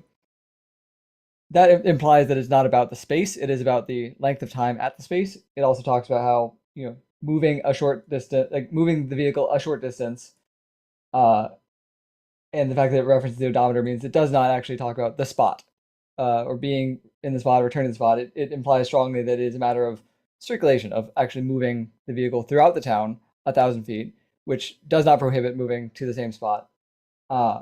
And that interpretation, I don't think, is in the text or any interpretation of the text that I could find. The abandoned vehicle thing not working on streets because they're considered highways is its own weird part of the code. Anyway, I'll get to the point. Kimberly, we're doing good things in the city. I like that. I think that there's a lot of stuff that's being offered, but gating services behind signing up, going to shelters or engaging in case management or other kind of things feels very coercive. It doesn't feel like you're actually respecting people and their dignity and autonomy and giving them a choice of how they live their lives, but instead dictating how they should live and how they should want to engage with the city or housing. It just feels very disrespectful to individuals who otherwise might just want to live in a car because that's how they're comfortable. That's a choice that they should be allowed to make, but also have a bathroom that they can get to at a reasonable time. They might not want to have to deal with safe parking or people in safe parking or the location of the parking lots. And that's something that they should be allowed to choose. Just because of people. Yep. Bye. Thank you, Mr. Brown. We can now go back to the board for any final comments and questions. Member IR.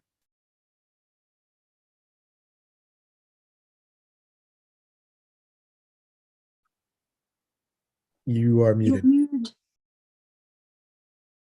Okay, I wasn't swearing, really. I wasn't. So Mr. Frank, you're Chair Frank, you're going to wrap us all up, right? I was going to cede my spot to you, but you're going to be the very last word, correct?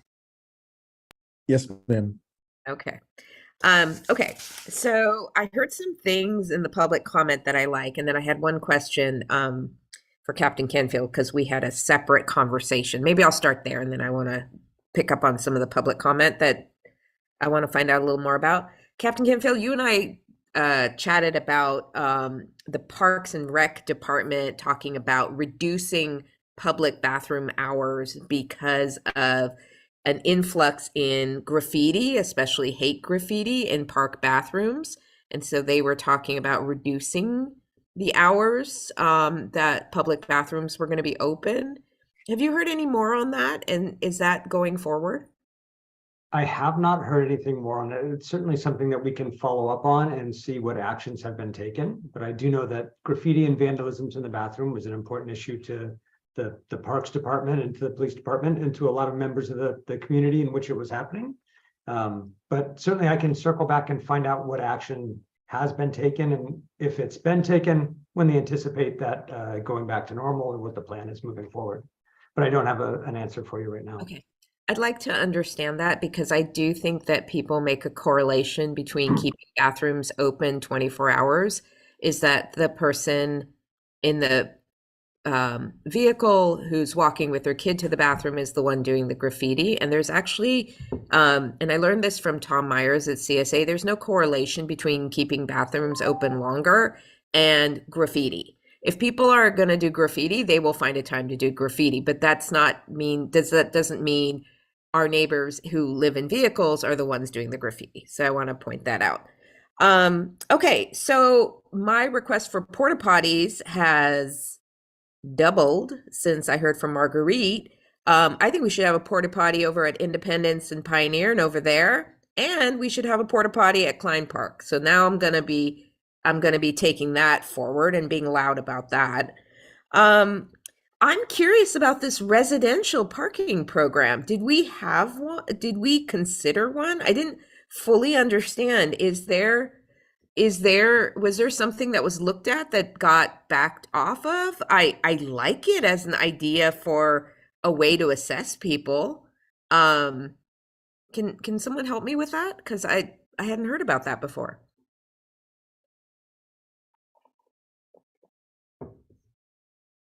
I have some context maybe from a number of years ago, but Audrey, you have Kimberly, could you respond to that question, please? Sure. I think the context of what was raised here was a residential parking permit program. The city of Mountain View has a residential parking permit program that is functional for fixed housing residents that live within fixed housing. And then the city, a number of years back in 17, 18, around the time it was looking at a variety of other solutions, did look deeply at whether you could permit particular locations for residents who wouldn't be in a fixed unit, but would be in a mobile unit. And that was deemed at that time to be not something that would be legal in that context. Various gradations for that. I'm not an attorney, but there were staff reports that discussed that. And so again, a variety of other strategies were approved and pursued. And those are what we've been working on for the last number of years. Thank you. Is it possible, Kimberly, for us to see those staff reports from 17, 18 or 16, 17? Sorry. We can certainly pull them together, or also we can get additional advisement as needed from our city attorney's office. They're the ones who would analyze that, but we're certainly happy to gather any of that background.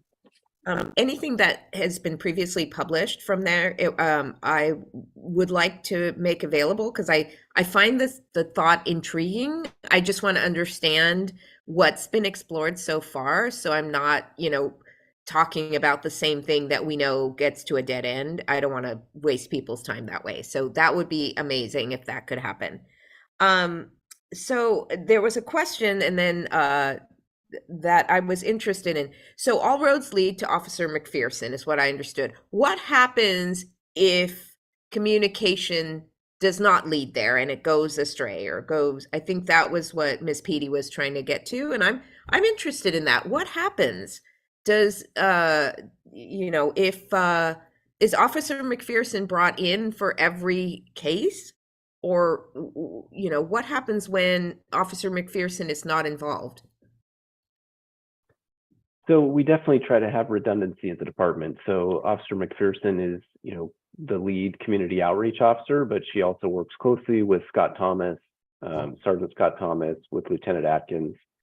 And I can say we have had dozens of meetings over the last couple months between the NES unit, the traffic unit, parking enforcement officers, community service officers, just trying to figure out internally how we were going to sort through this, what type of process we're going to use for talking, what type of process we're going to use for communication. So it's really been a work in progress for us. We've had to change how we do things. We've had to change communication. So when things like that come up, I think we handle it the way most businesses or organizations would. We get all the correct people in the room and we try to talk about how we're going to fix it so it doesn't happen again next time. And whether that includes, officers and other units need to know that they can reach out to not only Jen Leah, but if she's not available, they can go to Scott Thomas. If he's not there, they can go to Matt Atkins. So just letting people know what the resources are if the usual person isn't available. But yeah, I mean, we've had a lot of meetings and we try to make sure people know where to go if they can't get a hold of the person they usually contact. Thank you. I wish we could clone you, Officer McPherson, but I know our technology is not quite there. Thank you. Okay, looks like that's everyone. I have a couple questions of my own. First, Kimberly, you mentioned there's 3 lots, and I wasn't aware that there was 3. I thought there was only 2, that Shoreline and Evelyn. Where is the third? The additional lot is on Tarabella. So we have we have 3 city lots that are all either ours that we own or that we lease. So there's Shoreline, there's Evelyn, there's Tarabella, and then we still have participation by Lord's Grace Church. And, it's currently on hiatus, but St. Tim's was also a participant in our faith-related program. Great. Okay, great. And just so everybody understands, the public comment on this item has been closed, just so everybody understands that.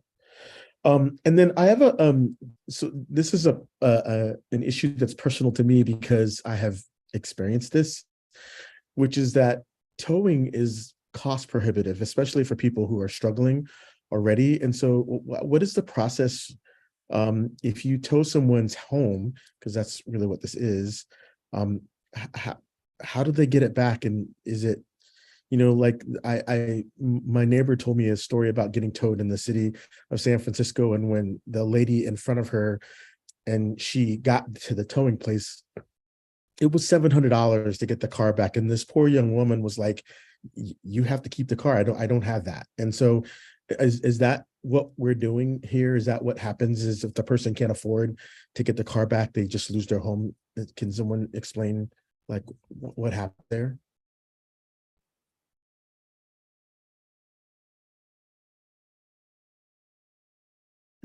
No. Scott, are you interested? Yeah, so when a vehicle is towed, they get it's actually a California Highway Patrol, a CHP form, and the back of that form explains to them the process that they can go through to get that out. The first step on that is coming to the police department to get a release notification signed. So once they come here, there is a storage fee that they pay to the department, and that's set by the vehicle code, what we're allowed to charge. I don't know exactly what that is offhand. I think it's around $150. I could be wrong, but I think it's around that price. Once we get that release, then they can go to the tow company to get the vehicle released. And the tow company does charge them based upon how long it's been there. So the sooner they can get the vehicle out, the better. They are allowed to charge daily rates. So, if it's there for 2 weeks, it would be longer than if it was only there for 2 days. But I couldn't quote you what those rates are. I know that Officer McPherson, again, has gotten some community groups to help folks get the vehicle's fees paid for. We have also waived the fees in a few limited circumstances where we found out that, it was maybe a communication error for us. We did do that in one of the cases that was talked about today. So I don't have specific amounts for you, but that's generally the process of how it works. And we have had some very generous community groups that have helped with the fees to the tow companies to get those paid for. Thank you. Thank you. Okay, cool. And then I just have a comment. I I think I've kind of told mostly everybody at some point or another that I bumped into Officer McPherson on the street out in the world doing her thing. And I'm super proud that she represents sort of the city and the department, the way that she interacts with people on the street. It's caring, it's loving, she's working as a resource. She's just so delightful out there representing us and trying to help people. She's offering resources. She's, checking on folks, and if their vehicles don't work, she's helping them figure out how to, get it so that it does work. And what I saw on the street was, the city sending a representative out to help people. And I was just really impressed with her work, and I was really impressed with her. And you guys, you have a real star there in her work. So thank you for all your efforts and your service, Officer McPherson. And with that, we could move on to the next item on our agenda, I believe. Second here. This is the subcommittee for RIPA data recommendations. And this item will be presented by the RIPA data subcommittee members, Member Brodowski and Member Langton and Captain Canfield. And Mike, you can take it away. Absolutely. Just give me one moment to share my screen and fire up my PowerPoint.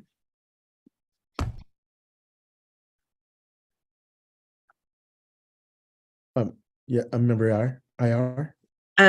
I'm so sorry. Some of you know, I broke my shoulder in 4 places, and I really apologize. I'm trying to be a good member, but the pain's a little bit too much, and I even double dosed before this meeting. So I really apologize. I need to excuse myself.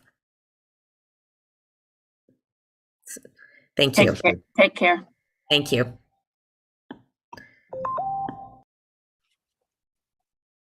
Okay, well, thank you, everybody. This is the presentation from the RIPA subcommittee recommendations, or for the RIPA subcommittee recommendations. And as just some background, let me move we've got a busy screen here. Thank you. Just as a background, this is the, sorry, there we go. Okay, in the fall of 2020, the city prioritized the review of our traffic stop data, the Mountain View Police Department's traffic stop data, to look at disparities or trends with the MVPD's contacts with members of our community. This was done with the city manager's office and the MVPD, partnering with Stanford University and the University of Michigan as part of a coalition to research police data. This process thankfully resulted in the hiring of Alex Stevenson, a research fellow from Cal Berkeley. Stevenson was brought on board, reporting to the city manager's office and to the police chief, and was given full and unfettered access, years of Mountain View PD traffic stop data, and additionally was able to go on ride-alongs and interact with members of the department to understand how the data that he was examining was collected. His work was to review what the nature of and observe disparities in traffic stops were by the Mountain View Police Department, and was to observe disparities, if disparities were indicative of potential bias in the Mountain View Police Department, and lastly, what information should be collected moving forward for the police department. As you may remember, Fellow Stevenson's detailed report contained his research methodology, which included a really important component, the use of the Veil of Darkness standard. The Veil of Darkness standard is a research methodology used to evaluate the potential difference the perceived race of a driver makes by comparing stops when the driver's face can be seen during the daylight to stops when the driver's face is obscured during darkness. And that's utilized around daylight savings time, if you recall. And that Fellow Stevenson presented to the PSAB both on the 24th of June and 26th of August in 2021. In his final report, he found that there was no clear evidence that the MVPD's stop decisions were discriminatory, and that there was mixed evidence of disparities with regards to the decisions to search a car. In his presentation to the PSAB, Stevenson explained that in regards to mixed evidence terminology, clear conclusions are difficult to draw due to the small number of searches conducted by MVPD over the time frame of interest. Therefore, evaluations of these decisions should be done with caution. Fellow Stevenson's report did recommend the continued review of MVPD's data, including the RIPA data when it began to be collected. Which brings us to a brief overview of what RIPA is. RIPA is the Racial and Identity Profiling Act, RIPA for short. RIPA data collection became a statutory requirement for the Mountain View Police Department in January of last year, 2022. And that it was phased in depending on the size of the organization. So Mountain View, being a mid-sized police agency, had to begin reporting last year. With the state requiring the collection of data related to police detentions and consent searches. For background, detention for the purpose of RIPA was anytime an officer was stopping somebody and they were not free to leave. And a consent search was essentially anytime an officer was asking for permission of a subject to be searched by that officer.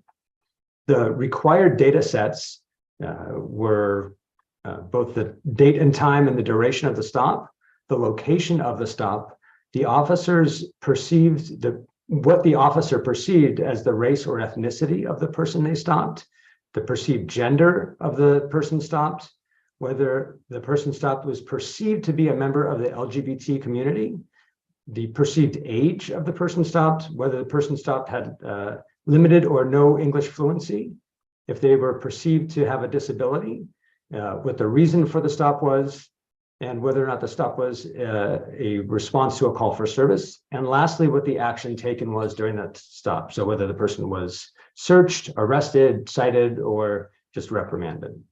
The state required quarterly submission, and it does require quarterly submission of this RIPA data to the California Department of Justice. But that data, as we submit it quarterly to the DOJ, isn't aggregated out on their portals by agencies. So you can't access Mountain View specific data through the DOJ. Additionally, the Mountain View Police Department collects non-required information, so different data sets than what were highlighted above. So we collect information as to the additional information is whether the officer making the contact believed the subject was having a mental health crisis or mental health related challenges at the time of the contact, and at what point from the officer's perspective did they believe that they knew the subject's race or gender. And just as a work plan background, this was obviously a work plan item, and it was from the 21-22 PSAB work plan. It was adopted by City Council on the 28th of September in 21, and it included a project to develop and recommend follow-up actions related to that report by Fellow Stevenson, with a focus on the MVPD's implementation of that RIPA requirement and exploring methods to make policing data more open and accessible to the public. On February 24th of 2022, at the PSAB meeting, the board, you created the RIPA subcommittee consisting of members Brodowski, Langton, and then Vice Chair Frink. The suggested work from that meeting for the subcommittee was to review MVPD's process for collecting and submitting RIPA data to the state, to review and provide input on data generated from RIPA stops, to review and provide input on community sentiment on the data collected from MVPD, to explore and develop recommendations on ways to make MVPD data more open and available to the public, to advise the MVPD on ways to partner with community to determine additional data sharing that may be useful in the future, and to provide updates to the PSAB for recommendations.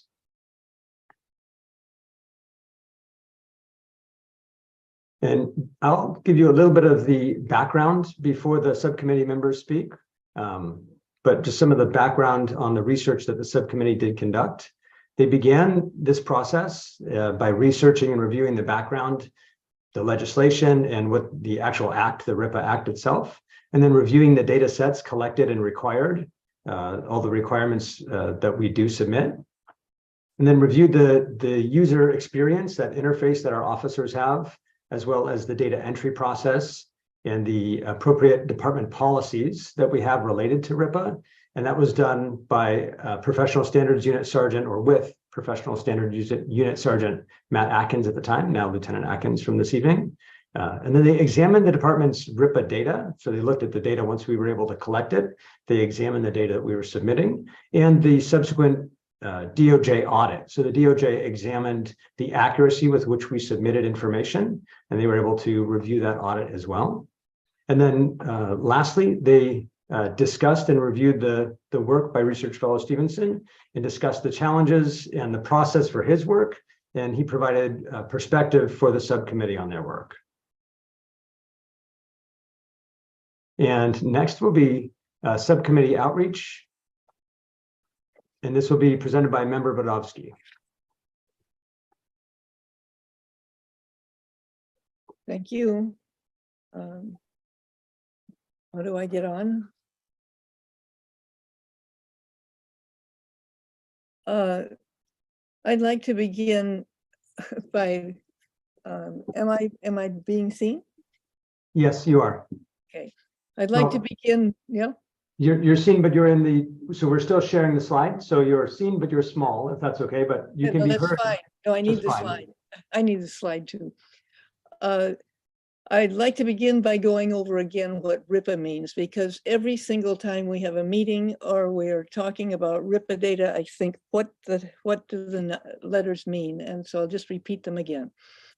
RIPA means Racial and Identity Profiling Act. And so it's a legislation of the state of California that the Mountain View Police Department has to follow, and that's why it collects this data and tries to use it. So the RIPA subcommittee, which included Derek Langton, Cleve Frank, Joan Brodowski, and Mike Canfield,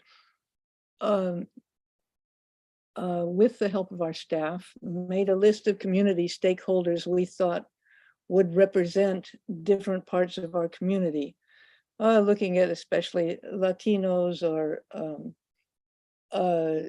LGBT, housing insecure people, and so on. We were looking for organizations of people who historically have been marginalized or have not had strong connections to our police department, or they had not had easy access to the police department, or they hadn't felt comfortable around the police, or people who don't speak English fluently, or not at all, or who otherwise may not have spoken out within the community.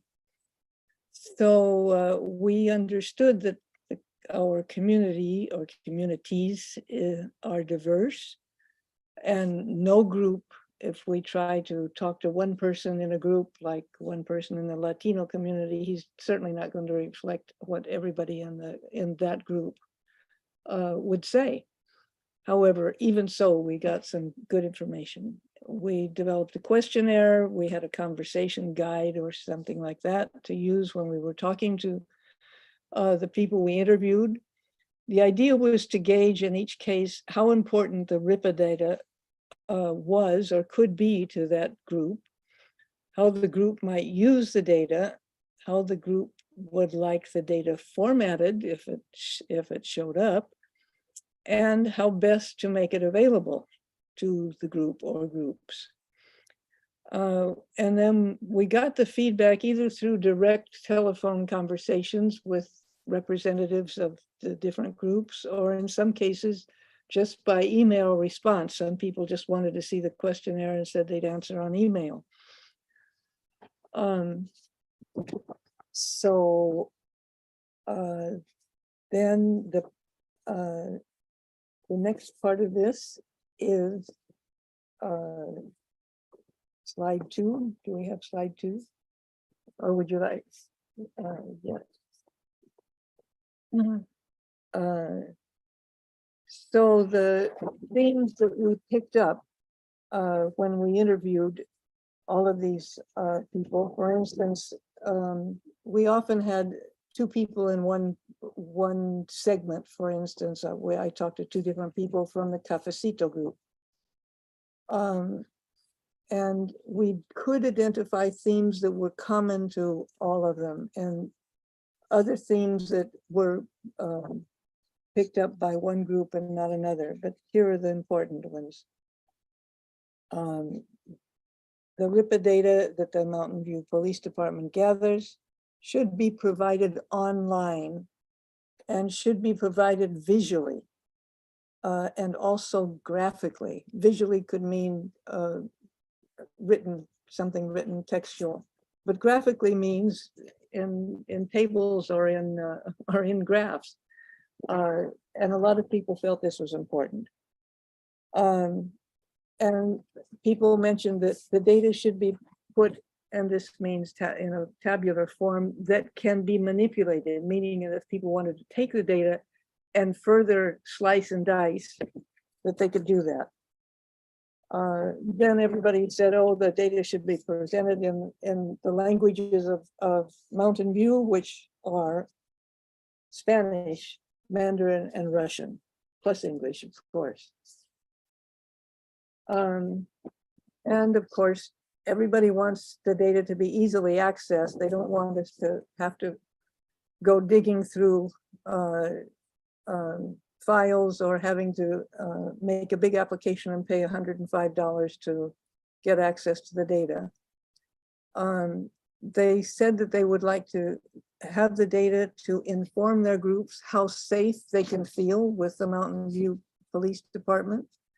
And this way, community aid providers can help their clients navigate their individual challenges. They could even identify patterns or problems in time to allow early interventions. I think all of us have early intervention on our mind after the 2 shootings this past week. If the RIPA data and reports are printed and made freely available, community members who may not review it online could have access. People like the idea of frequent postings of RIPA data. I think they'd love to have it every day, see what the data comes out daily, but frequent could mean easily quarterly or even by semester. And finally, they want that the RIPA data be identified, that points to discrimination. And they say that this will allow the Mountain View Police Department to identify any trend that could be concerning early. So these were the things that we gathered, and I will let Derek go on to complete the presentation. Okay, ultimately, the subcommittee came up with some recommendations. We took great care in learning about RIPA, its requirements, the process of collecting the data, and hearing what was important from a broad swath of our community. And it is with that foundation that the RIPA subcommittee, myself, Member Brodowski, and Chair Frank made the following recommendations to the PSAB. We feel that MVPD should conduct annual RIPA compliance reviews of each officer to ensure accuracy and adherence to policy, and that the MVPD implement a system to conduct additional random RIPA compliance reviews amongst their department. The MVPD should create an interactive dashboard displaying RIPA data in a format that is easily viewed on mobile devices as well as your standard desktop. We really wanted to emphasize being viewed on mobile to kind of like try to engage kind of the minority community or the more, people that just don't have the cash for like an internet connection at home. The MVPD should publish quarterly RIPA data in CSV format, allowing for the public to review and examine the data. Quarterly publication of RIPA data should be made in English, Spanish, Russian, and Mandarin for posting on the city's webpage, as Joan spoke of earlier. MVPD should distribute the data to community groups and stakeholders in both an electronic and a hard copy format. RIPA data should be made available upon request at the police station. The MVPD should continue to look for opportunities to listen to community voices and look for new and more effective means to make its RIPA data transparent and accessible to the entire community. I think that leaves you, Mike. I think so. And just want to cover some potential next steps.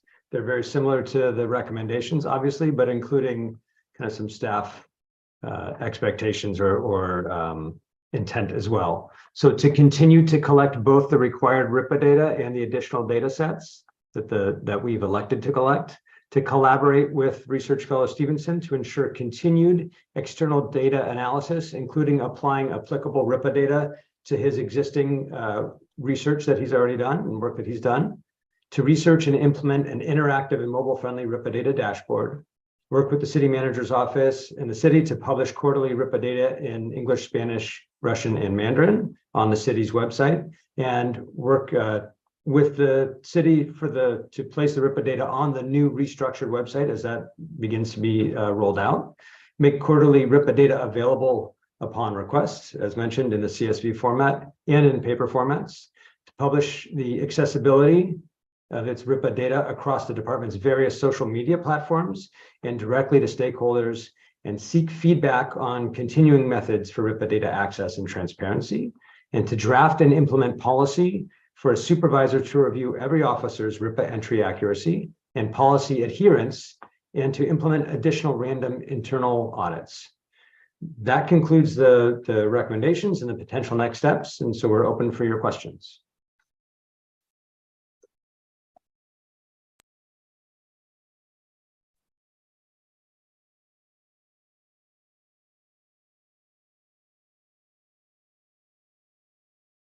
Anyone have any questions about the RIPA data? Yes, Vice Chair Wang. Thank you for the presentation of information. I have two questions. The first one is quicker, so I'll start with that one. What does it mean to, or I guess, what are the methods around which officers are using to see if someone is perceived to be LGBT? Yeah, that's a tricky one. That's a requirement that came from the state. And really, there's not necessarily one way to know, but what it gauges is what the officer thinks. So if you're looking for bias from an officer, you look for what the officer thinks. So I guess that's really going to be kind of an individual basis. I don't think that every member of the LGBT community can, it all looks the same or is monolithic in any way, but that is the challenge for the officers, is if they to assess the people that they're contacting, and if they believe that they were a member of that community, to indicate that. So when we have this data and we're like looking at it after we collect it in the future, do we use this data to inform like policy or like structural or procedural changes around the way that officers treat members of the LGBTQ community, or is it that it's kind of a reflection on the officers themselves? Well, I think it really informs both of those things. So the information that comes out can certainly inform policy and larger decisions, training, hiring practices, recruiting practices. Those things are certainly all potentially informed by the RIPA data. And there could be also information that could benefit the officers about their behavior. But it's also important to note that there can be variables that might really affect the data associated to an individual officer's RIPA stops. If let's say they work downtown and there's a predominantly LGBT bar in that area, then they may have different numbers than somebody who works in a different area. So just that's really one of the main reasons we want professional external review of the data, to ensure that there is a keen and thoughtful eye that can understand the different elements and the ability to best analyze it without falling into some easily kind of made mistakes when reviewing data. Thank you. And then in regards to my next question, and I know you covered this a little bit in the memo, but I just want to get some more information. What are kind of the standards to which we're assessing the data after we collect it? So like we're starting to get more data now. In the future, kind of what are we measuring it up against to kind of be like where do we want to be as a city and a police department in terms of the data and kind of what we see? Yeah, I think what's important is one, to continuously grow, and as we get more data and as we're seeing better methodology being approached with the data, to examine that and evaluate its benefit for us.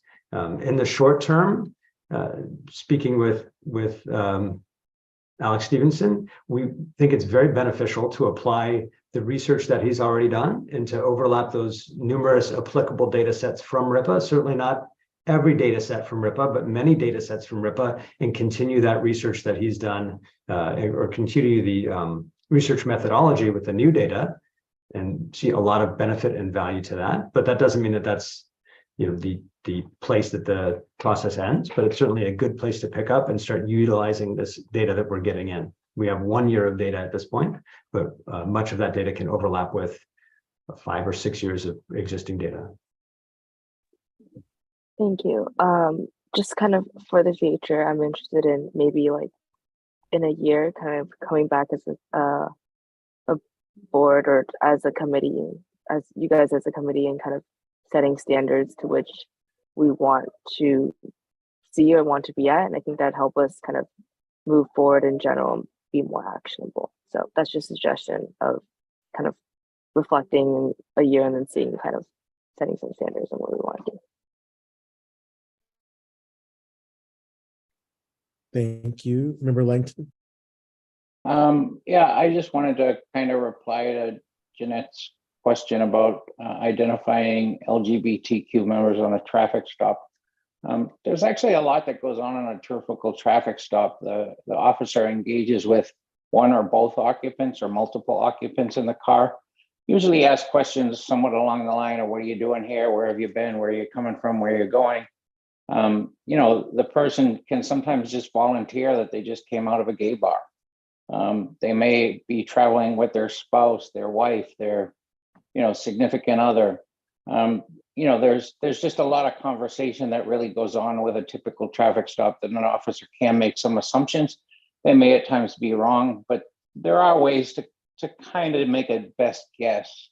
It isn't always exact, but there is a fair amount of information that is exchanged in a typical traffic stop that you might be able to make some assessment like that, not just looking at the physical mannerisms of the person, but just kind of more of an evidence-based assumption.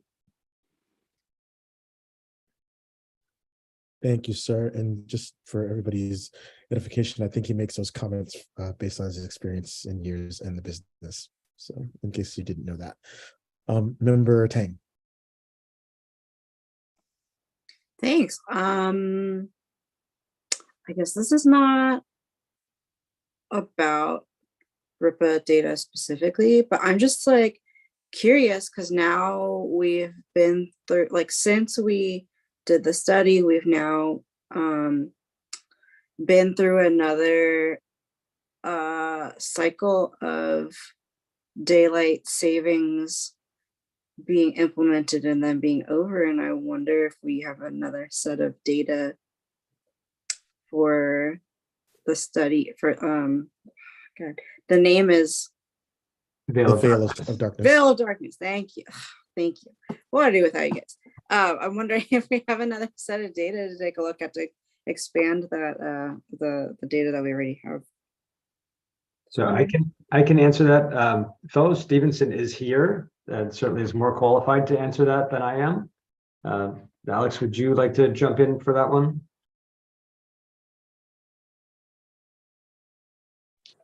Hello, can everyone hear me? Yes. The short answer to your question, Member Tang, is yes.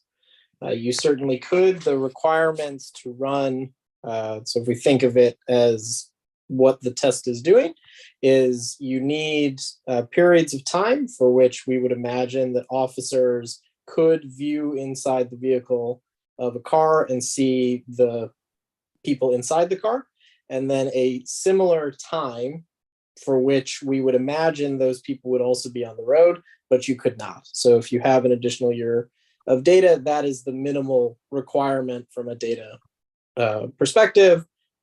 As mentioned in previous reports to the subcommittee, and I think from Mike's briefing there are other assumptions that go into a veil of darkness test, but those are not necessarily data assumptions in terms of what data exists, but rather assumptions that you have to believe about the data generating process. So the big one is you would have to believe that in this last year, it is the case that individuals who were on the road at 6:20 in the evening in March would be the same kinds or types of individuals who would be on the road at 6:20 p.m. in November.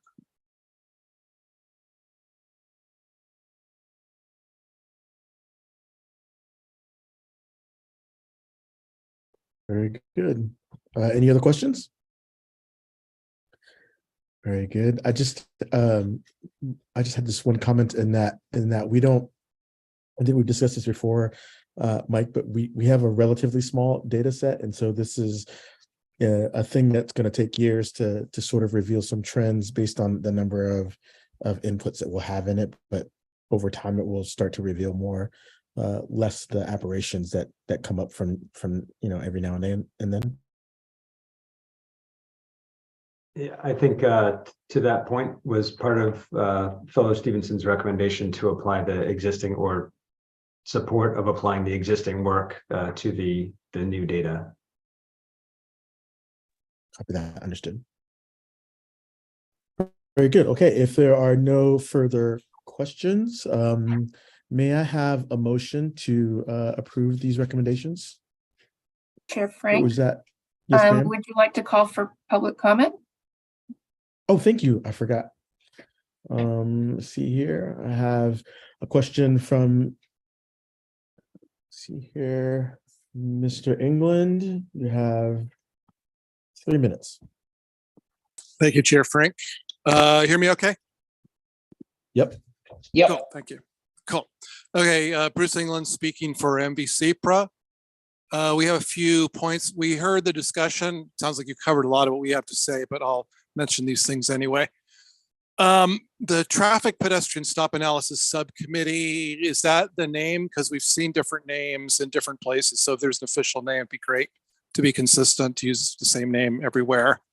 The recommendations you've got are a great place to start, and we do agree with them. Sounds like you talked about this, but should the data also be published on the PSAB webpage? Sounds like you're doing it in CSV files and in multiple languages. It's really great. Maybe you're following the model that BPAC and PD set for traffic data there. But anyway, it's a good move. And a clarification about the final recommendation. It says continued opportunities for MPVD to listen to community voices. I think that's MVPD. What do those opportunities look like?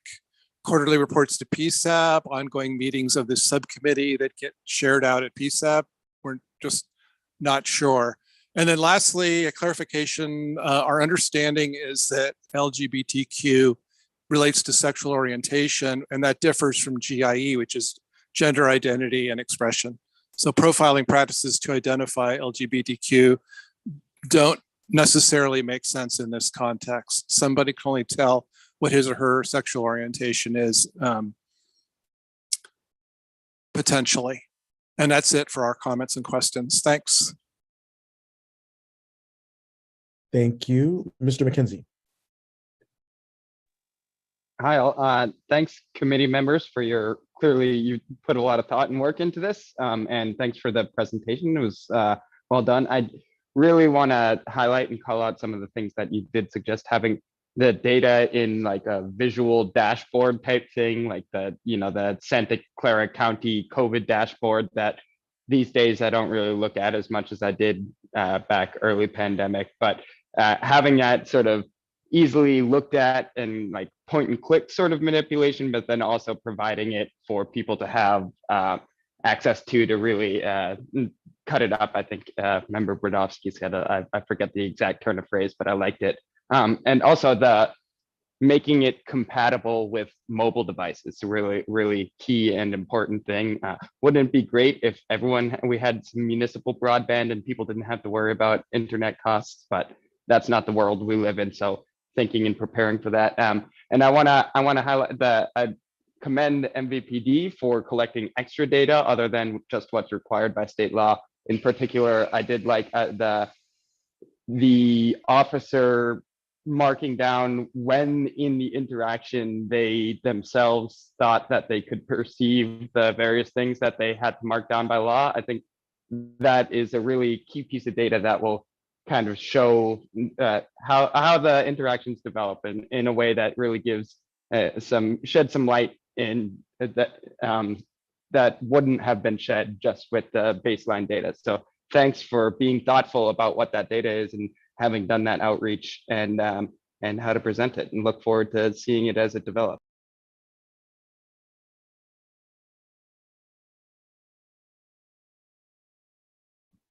It looks like we lost Tim, so we'll move on to community member Lee. We have 3 minutes. Hi, yes, this is Paying Lee. My pronouns are she, her, hers. I'm a community member in Mountain View, and I wanted to actually affirm one of the earlier public comments by Bruce in regards to the profiling practices with LGBTQ. Yeah, at least from my understanding, sexual orientation is something when someone can only really tell you. So I think that trying to profile for gender, perceived gender is possible, but sexual orientation is different. And perhaps, I don't know, with more work being done on your work plans, is reaching out to possibly county programs or community organizations that have training on sexual orientation and gender identity and expression. I think one of the common things I'm hearing now is SOGI 101. And I think this difference and distinction is really important when we are approaching people in our community, because these are really important diversity elements of our identities. So I think I just wanted to confirm, and I would support reaching out to other community organizations and getting more input on this, because it is a valuable data point to gather, I think, but the distinction is also really important. So thank you so much for your work on this, but just want to bring that up. Thank you. Thank you. And I think that's everybody, and we'll take it back to the board. Member Tang. My question is for Captain Canfield, is identifying sexual orientation and gender identity and expression mandated by the RIPA legislation itself? Yes, yeah, that is a requirement, and I understand the complexity and I appreciate the comments, but that is a requirement from the state. So that is not something that we have the option to collect or not collect, or to edit when we collect it and submit it to the DOJ. Thank you. And if there are no other questions, I think I'm ready for a motion to approve the, oh, we have one more from Member Sandhu. You're muted still. I jumped the gun. I was going to propose to approve it, and I wanted to compliment the 3 members for such an amazing job. Really, very fantastic. Thank you. Thank you very much. Okay, may I have a motion to approve them, their recommendations?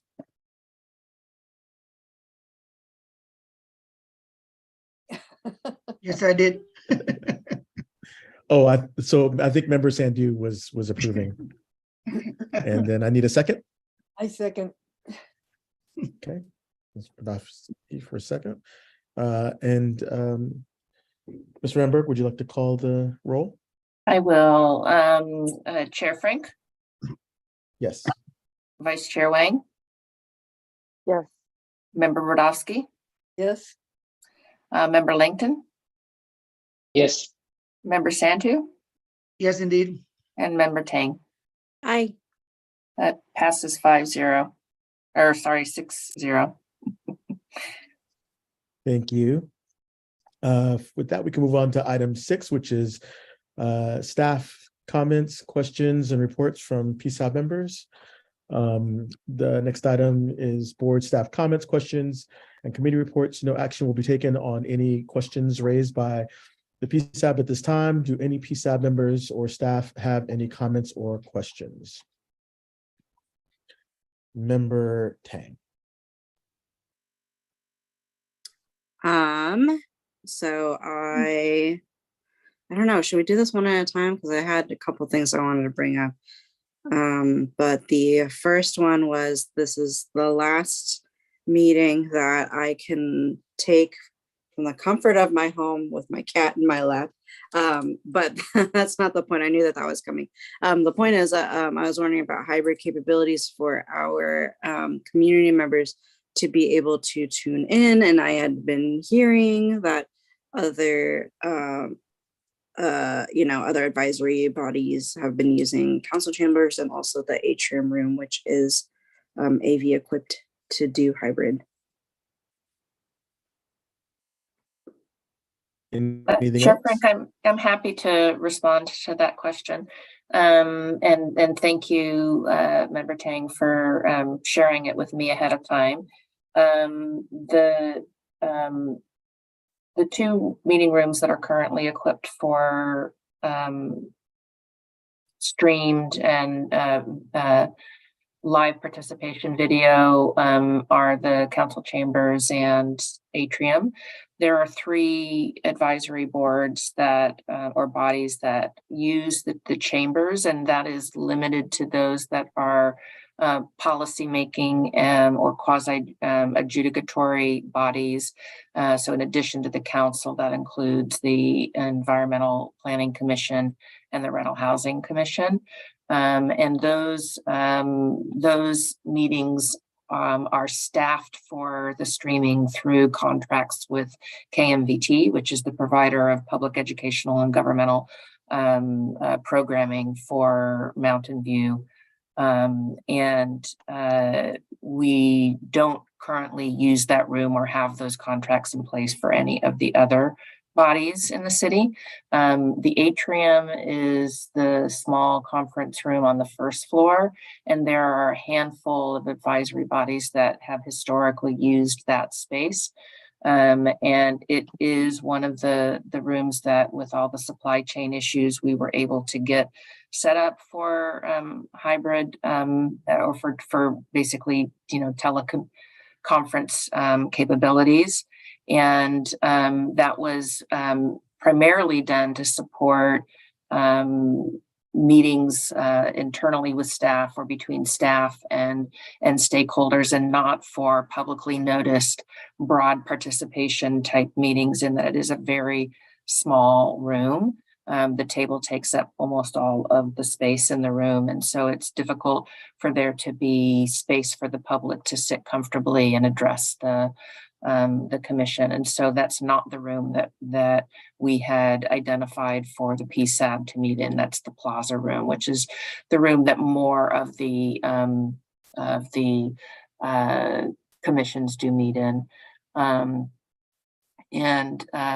That room is not yet set up with teleconferencing capabilities. And what my office is charged with is trying to come up with both the technology and the staffing plan that will have a kind of consistent and clear plan for all the advisory bodies, rather than having some by virtue of which room they're in or by virtue of their staff capacity. We might be able to do that in a small start and expanding to more with a well thought out pilot.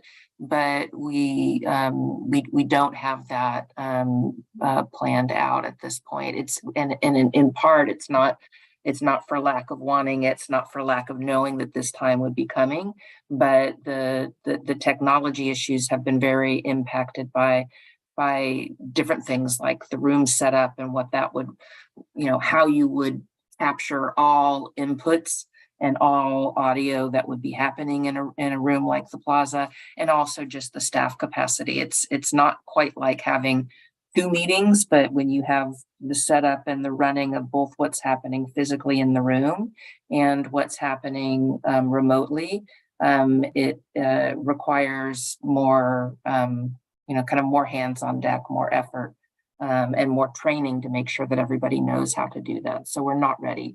Long story short, we're not ready to seamlessly move in February to having the advisory bodies, including PSAB, be able to meet in a hybrid format. Definitely understand the value of that, in that there is an increase we've seen in people's ability to participate, and we would like to keep that going, and we're committed to working on that, and I will keep you all posted on our progress in being able to do that. Thanks for the info. I wish we could just all get cozy in the plaza for or what the atrium, sorry, in the atrium in the meantime. But COVID things. The second question I was going to raise was around the search for a new chief and what that process is like, and how can community members get involved and all of that. Chief Canfield. I'm happy to answer that question. We are at a pretty early stage in the process of designing the process, determining kind of the scope and the steps for picking the right best next person to lead the Mountain View Police Department. And it obviously is a very important choice. So it needs to be a well thought out and deliberate process. So since we're early in that, I don't really have any details to share about it. I think that in terms of your particular interest in what would be the community's role, typically for the city manager's choice of department heads, that is an operational decision. It's not a decision that even the council weighs in on. So there is not typically a community role in selecting the department heads that report to the city manager.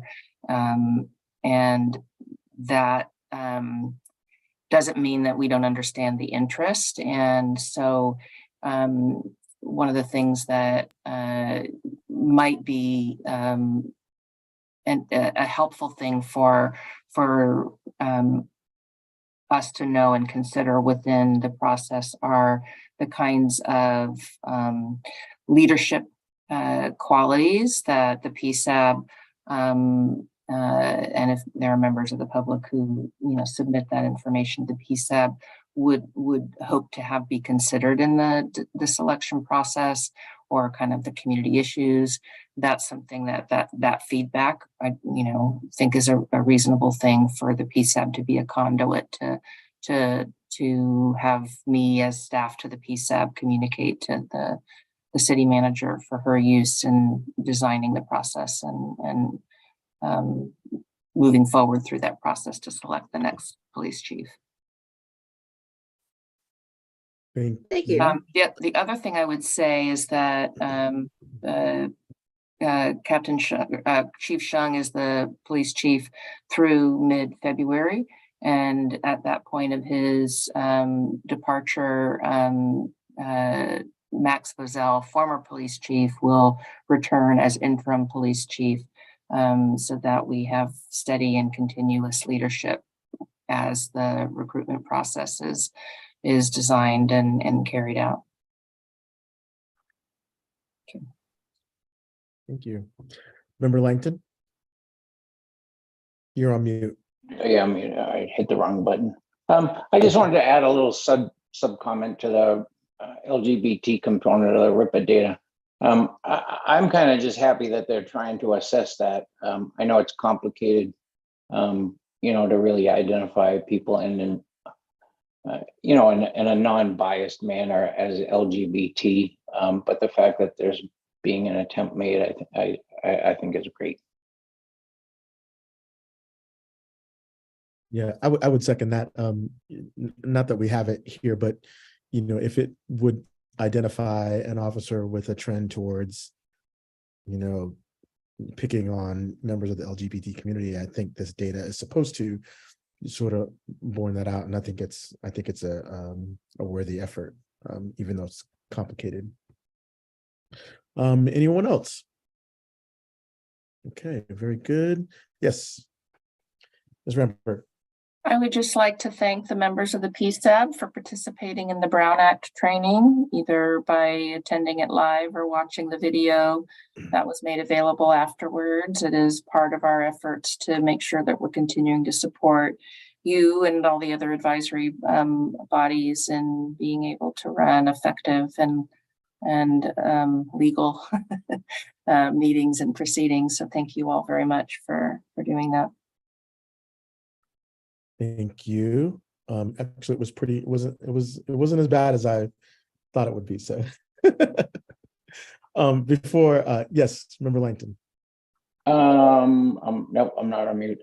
I was just curious. Not that I'm planning on missing any more meetings. I definitely had some health problems this year, but they said that there's potential to video conference into a meeting if you were like in the hospital or something and you had internet access, but if the rooms aren't set up for that, does that mean that that's not an option right now? Thank you for that question, Member Langton. So within the Brown Act, before the pandemic, there were ways that under limited circumstances, people could participate remotely, with the location of their participation needing to be placed on the agenda, and with the place that they were participating in the meeting having the agenda posted such that if any members of the public in that location, like for example at a conference on the East Coast, wanted to step in and comment on that item, that they'd be allowed the opportunity to do that, and then there'd need to be the appropriate method for the person, at least by voice, to participate. And that's what we did on very rare occasions before COVID and before there was even video. It was through kind of sophisticated speakerphone. With recent legislation that has, there was a return to the regular Brown Act, but then an add-on that said there are some reasons, for example, through illness or other things, that a member can be able to participate remotely without those special agenda additions, enhancements. And again, that could be through a video or an effective speakerphone, and not necessarily through video if we were still in a place where we didn't have the technology to do video conferencing. One thing I didn't note in response to Member Chang's question is that we do now have the vendor and the equipment scheduled to do the work in the Plaza conference room. So that is more imminent. I mean, it's been one of those things that was just around the corner for about a year, but it is more concretely imminent, such that if you do find yourself in that situation again, where you anticipate being away, you've coordinated with us, we can accommodate it, then we would work through those things on a case-by-case basis. All right, thanks for the comment. Welcome. Member Sandu. Yes, I agree with Audrey. Thank you, Ms. Ramberg. In fact, it did happen a decade ago when I was in the HRC. I was away in Singapore and I did partake in the commission's meeting, and we did use the old-fashioned phone I used basically Skype phone to chime in and go through the whole meeting, and that was kind of fun, right? But it'd be nice if we can just make it so easy to have it in a local pub, right? Let everybody come and watch us in action. But that'll never happen. We'd have to be on city property. So yeah, great. It's great to see everyone here, but it'd be fantastic to see everyone in person too. I think the only person, the two people I've met, I met Captain Mike. I met Kimberly a long time ago, Cleve and Kavita at the get together at Shoreline. That was fun too. I think Audrey, you were there too. Yes. So looking forward to it. Thank you. Thank you. And lastly, I neglected to thank Kimberly and her staff and Scott and the remaining parts of his team, Captain Nelson. So Audrey, if you would mind passing my thanks to them. Great presentation from those guys, and I really appreciate their service and their work. And with that, we are adjourned.